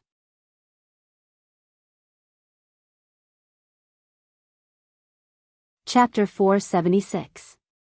Be more diligent these 2 days. Clean up the house from top to bottom. If you do a good job, you'll double your monthly salary this month. When the servants and maids of the Viscount's mansion, no, the Earl's mansion heard this, their hearts began to beat faster, and even their eyes turned red. Oh my God, it was only the beginning of the month, and the monthly allowance had already been doubled. If it continued to increase at this rate, the monthly allowance they would get would be more than what they usually got in a year. In fact, the monthly allowance set by the old steward was just for show. If they met a master who would double the monthly allowance at the slightest disagreement, they would be ridiculed if they still got double the monthly allowance at the end of the month. Li Yi walked around the courtyard and waved at old Fong, who was about to go out. He said, "Old Fong, get someone to cover the corners of the tables, the corners of the wardrobe, the doors ill. These places that are easy to knock and trip over, young master, it's not like we have nothing to do. Why do we wrap these things?" Fong said, curling his lips. "Just do it. Don't talk so much nonsense. If you ask one more question, you don't have to go to the city to work tomorrow. Why don't you take care of the brothel at the entrance of the village?" Fong's face suddenly changed, and he said hurriedly, "Wrap it, I'll go now, I must. It'll be terrible if I trip and fall on the ground." Seeing Fong running out in a panic to find someone, Li Yi sat on a stone bench in the yard, drinking tea and resting. Mississippi Lu had not been seen for the past few days, and Rui and Xiao Huan had gone to the city to buy things. He had been directing people for half the morning, and he was indeed a little thirsty. The old emperor was indeed a man of his word. On the second day after the written examination, after all the officials had left the court, he became the county count of Chang'an. However, apart from the promotion, the increase in his salary, the doubling of his territory, and the promotion of his title of nobility, there didn't seem to be much use. But these were not important. The important thing was that Princess Yongning would come here in a few days for treatment. As for the upcoming wushu examination, who cared about the people and the courtiers talking about it? After sitting down for a while, Fong came in again and said, "Young master, there is someone outside who says he is your friend. He is waiting at the door." After saying this, Fong seemed to think of something and added, "He brought a gift, and it seems quite heavy. Then hurry and invite him in. To have friends come from afar, no matter how far they are, they must be killed." It was a joy, especially for friends who had brought gifts and were very sincere. They must not be neglected. People like Li Xian, who never brought gifts and always liked to steal things from home, weren't welcome on the list. "I came to visit without an invitation. I hope you don't blame, brotherly." When the third prince of the Qi kingdom stood in the courtyard and cupped his hands towards him with a smile, Li Yi's expression was somewhat startled. He did not expect that he was the one who came to visit with such a generous gift. "Why, brotherly, do you not welcome me?" the third prince of the Qi kingdom asked with a smile. Li Yi finally came to his senses and stretched out his hand, saying, "Please. What is the purpose of your visit today, third prince?" In the living room, the two of them sat down. After a maid served tea, Li Yi went straight to the point. He had only met the third prince of the Qi kingdom a few times. Although he did not have any ill feelings towards him, due to their opposing statuses, they could not be considered friends. Logically speaking, the third prince should be gnashing his teeth in hatred for him for ruining his plans, right? But the third prince did not seem to care at all. At least, he could not guess what he was thinking.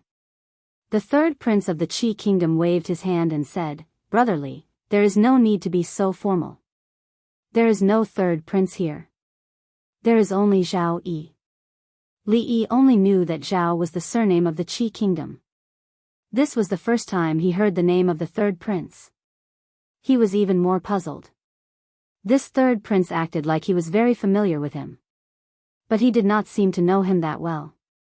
Zhao Yi smiled and said, "Brotherly, you don't have to worry. I am not a narrow-minded person. Brotherly won the 2 matches fair and square. Even Xiao Wen and old Mr. Meng praised you. We have underestimated the people of the world. It is not unjust that we lost the 2 matches." Li Yi did not know what to say. Could it be that the third prince had sent such a generous gift just to get close to him? "Third prince, if you have something to say, please say it." Li Yi spoke again. After all, he still had to live in the Jing kingdom. It was not suitable for him to be too close to the third prince. If it were not for the fact that Li Yi did not have a bad impression of him, and that he admired him a little, he would have asked Fong to send him off long ago. The third prince seemed to have a good personality. Li Yi had discovered this the first time he had seen him. Ever since he stepped into the courtyard, none of his expressions or movements had made Li Yi feel uncomfortable. Talking to such a person would naturally give one a feeling of being bathed in the spring breeze. It does not matter whether Brother Li believes it or not. I really want to be friends with Brother Li. Zhao Yi looked at him and said, I have seen many young talents. But after meeting Brother Li, I finally understand what it means to be a genius. To tell you the truth, Brother Li was not born in the great Qi kingdom. Instead, you were born in the Jing kingdom. I am very sorry. Third prince, you flatter me. Li Yi had to admit that the third prince was very good at praising people. When he spoke the truth, his expression was sincere and his attitude was touching. Although he knew that the third prince was a prince of the Qi kingdom, Li Yi's impression of him continued to rise. If the Qi kingdom and the Jing kingdom were not at odds, you and I would definitely be best friends. Zhao Yi looked at Li Yi and said, Unfortunately, there are no ifs. Li Yi sighed and said, That may not be true. Zhao Yi smiled and suddenly asked, I heard that there is some discord between Brother Li and Qin Yu, the eldest grandson of Prime Minister Qin, and the king of Shu. Li Yi turned his head and looked at him. Zhao Yi did not wait for him to answer. He smiled and said, No matter how you look at it, the king of Shu is the prince most likely to inherit the throne. In the future, the Qin residents will certainly be like the sun in the sky. I do not know why Brother Li has enmity with these two people. Zhao Yi paused and looked at him with a slightly serious expression. I just want to let Brother Li know that whether that day will come or not, there will always be a place for Brother Li in the Qi kingdom. Zhao Yi looked into Li Yi's eyes and said seriously. He took out an object from his bosom and put it on the table between them. In the Qi kingdom, seeing this object is like seeing me. Brother Li, keep it. Li Yi looked at the dragon-shaped jade pendant on the table thoughtfully. At this moment, Zhao Yi stood up from his chair and sighed, I've stayed in the Jing kingdom for a long time this time. I'll be leaving tomorrow. It's a pity that I can't catch up with you for long. I hope I can see you again one day. I still remember that Brother Li still owes me a meal. He said again and turned to leave. No, no, no. Li Yi shook his head and pointed at Li Xian, who was walking in from outside, and said, The person who owes you a meal is over there.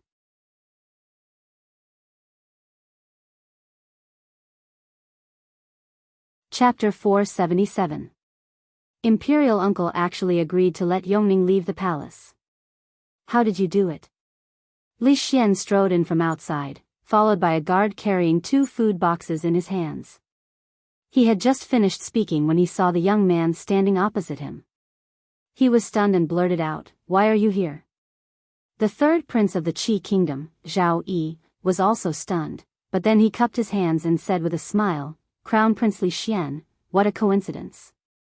At a square table in the hall, Li Xian pointed at the dishes he had brought, which were prepared to go with wine, while chatting with Li Yi. He looked at the third prince of the Qi kingdom and said, Let's eat. After today, we don't owe each other anything. The expression on his face was a little gloomy. Obviously, he still held a grudge for being cheated by the third prince of the Qi kingdom. I don't think I've offended Brother Li in any way, have I? Zhao Yi didn't start eating, but looked at Li Xian and said. That day in the Jade Courtyard, why didn't you say you were the third prince of the Qi kingdom? Li Xian looked at him and said with some anger. He wasn't angry about the identity of the other party. There were so many princes in the Qi kingdom, and he didn't have the time to hate them one by one. He was angry that he finally met a fellow who was fated to be with him, but in the end, the other party was the prince of the Qi kingdom, who single-handedly planned a series of events against the Jing kingdom, almost making Imperial Uncle and the court officials lose face. Before this, Li Xian's impression of him was that he was a compassionate young man who would help out when he saw injustice. The contrast was so great that the crown prince couldn't accept it. Zhao Yi looked at him and said helplessly, At that time, I didn't know that one of you was a crown prince and the other was a viscount. Li Xian felt that his question was very unreasonable as soon as he spoke the truth, but he was really depressed. He didn't want to be reasonable. He looked at Zhao Yi warily and asked, What are you doing here? Zhao Yi stood up and smiled, I will be leaving tomorrow. This time, I came to bid farewell to Brother Li. From start to finish, he didn't touch his chopsticks. After he finished speaking, he looked at the two of them deeply and walked out the door. When he reached the door, he suddenly stopped. Without turning around, he said, "I think I'll owe you a meal first." When the figure of the third prince of the Qi kingdom disappeared, Li Xian immediately turned to look at Li Yi and asked, "What is he trying to do here?" Just like what he said. Li Yi tore off a drumstick, took a bite and said, "Good chicken. Next time you come, remember to bring 2 more." Li Xian shook his head and looked out the door once more. He then said, "Although this fellow isn't bad, he's still a prince of the Qi kingdom after all. It's best to stay away from him, Your Highness. Why did you tell Li Yi that you're leaving?" In a certain courtyard in the capital, many people were going in and out. The blue-robed, middle-aged man stood behind the third prince of the Qi kingdom and asked suspiciously, "What's going on? I feel that we will meet again in the future." Zhao Yi raised his head slightly and looked at the horizon. He said, "If father did not rush me so urgently, we would have more time to make arrangements." "It's a pity," the middle-aged man nodded and said, "The most important reason for our visit this time is to discuss the problem of the 2 cities. The third prince has indeed stayed in the Jing kingdom for too long. I'm afraid there will be different opinions in court. For His Majesty to be able to drag things out until now, I think it must not have been easy. I'm afraid that brother also contributed a lot." Zhao Yi sighed and said, "Send down the order that everyone should try to pack as little as possible. Just bring enough food for 5 days. On the road, we must be careful. Then the combat examination. Are we not going to compete?" The middle-aged man hesitated for a moment and asked. "Compete, of course we have to compete. At this point, winning or losing is no longer important. But just like the Jing kingdom's previous choice, even if we know we will lose, we cannot avoid it." The third prince of the Qi kingdom shook his head and said, "I will make arrangements for this matter. There is no need to worry. There is still one thing I don't understand." The middle-aged man bowed again and said, "Your Highness, why don't you just capture Li Yi and force him to reveal the secret of Tianfa? As long as we leave the capital, we," the third prince of the Qi kingdom waved his hand and said, "This is the capital after all. None of the spies we sent to that place have returned. It is clear how much importance the Jing kingdom places on Tianfa. Even if we manage to force out the formula, we will certainly not be able to safely escape back to the Qi kingdom. Furthermore, Brother Li's value far exceeds Tianfa. These days, the people of the capital could finally hold their heads high after being suppressed by the people of the Qi kingdom. They won the competition between countries. It was said that the third prince of the Qi kingdom had done all he could, but he did not expect that there was such an outstanding talent as Li Xianzi in the Jing kingdom. He was too ashamed to stay in the capital anymore and was going back to the Qi kingdom today." Early in the morning, the people of the capital were waiting at the city gate, waiting to see the people of the Qi kingdom make a fool of themselves. "Hey, that is the carriage of the third prince of the Qi kingdom. I really want to see what the third prince looks like." On the street of the capital, a servant in Sian couldn't help but say as he looked at the rows of carriages passing through the city gate. "What can he look like? He just has 2 eyes and a mouth. Stop looking. Young master hasn't bought what he wants. If you go back late, you won't have a good time." The servant next to the servant in Sian patted him on the shoulder and said. The servant grimaced in pain as he rubbed his shoulder. He said angrily, "Second brother Wu, I know you have great strength, but you don't have to prove it on me every time. My bones are about to fall apart because of your patting these days. All right. Your body is too weak. You need to nourish yourself. Go now. Remember to ask the cook to stew a chicken for you tonight." The servant in Sian cast a glance at the man and thought, what a nice way to put it. Every time I have to sacrifice my body, I can get some benefits from the fat cook. But in the end, it all goes to him. I can only eat the butt of the whole chicken, and I can't even drink the soup. When the carriage of the envoy of the Qi kingdom passed through the city gate and disappeared before the eyes of the crowd, the people of the capital who had gathered around to watch the commotion dispersed. However, they still gathered in groups of 2s and 3s. They didn't stop talking. Just then, 2 figures walked in from the city gate. The one on the left had red lips and white teeth. He was an extremely handsome young man. He turned his head to look at the tall city wall, then looked at the endless stream of carriages and horses. He then turned his head to look at the slightly older young man and exclaimed, "Young master, this is the capital." The young man stood in the middle of the street, looking at the scenery in front of him that was vaguely familiar but also very different from what he remembered. He shook his head and gently knocked on the young man's head, saying, "You're just like a country bumpkin. Don't just stare like an idiot. Hurry up and find someone." You're tuning into the Journey of the Soul YouTube channel. Don't forget to subscribe and join us on this journey to catch the most captivating stories.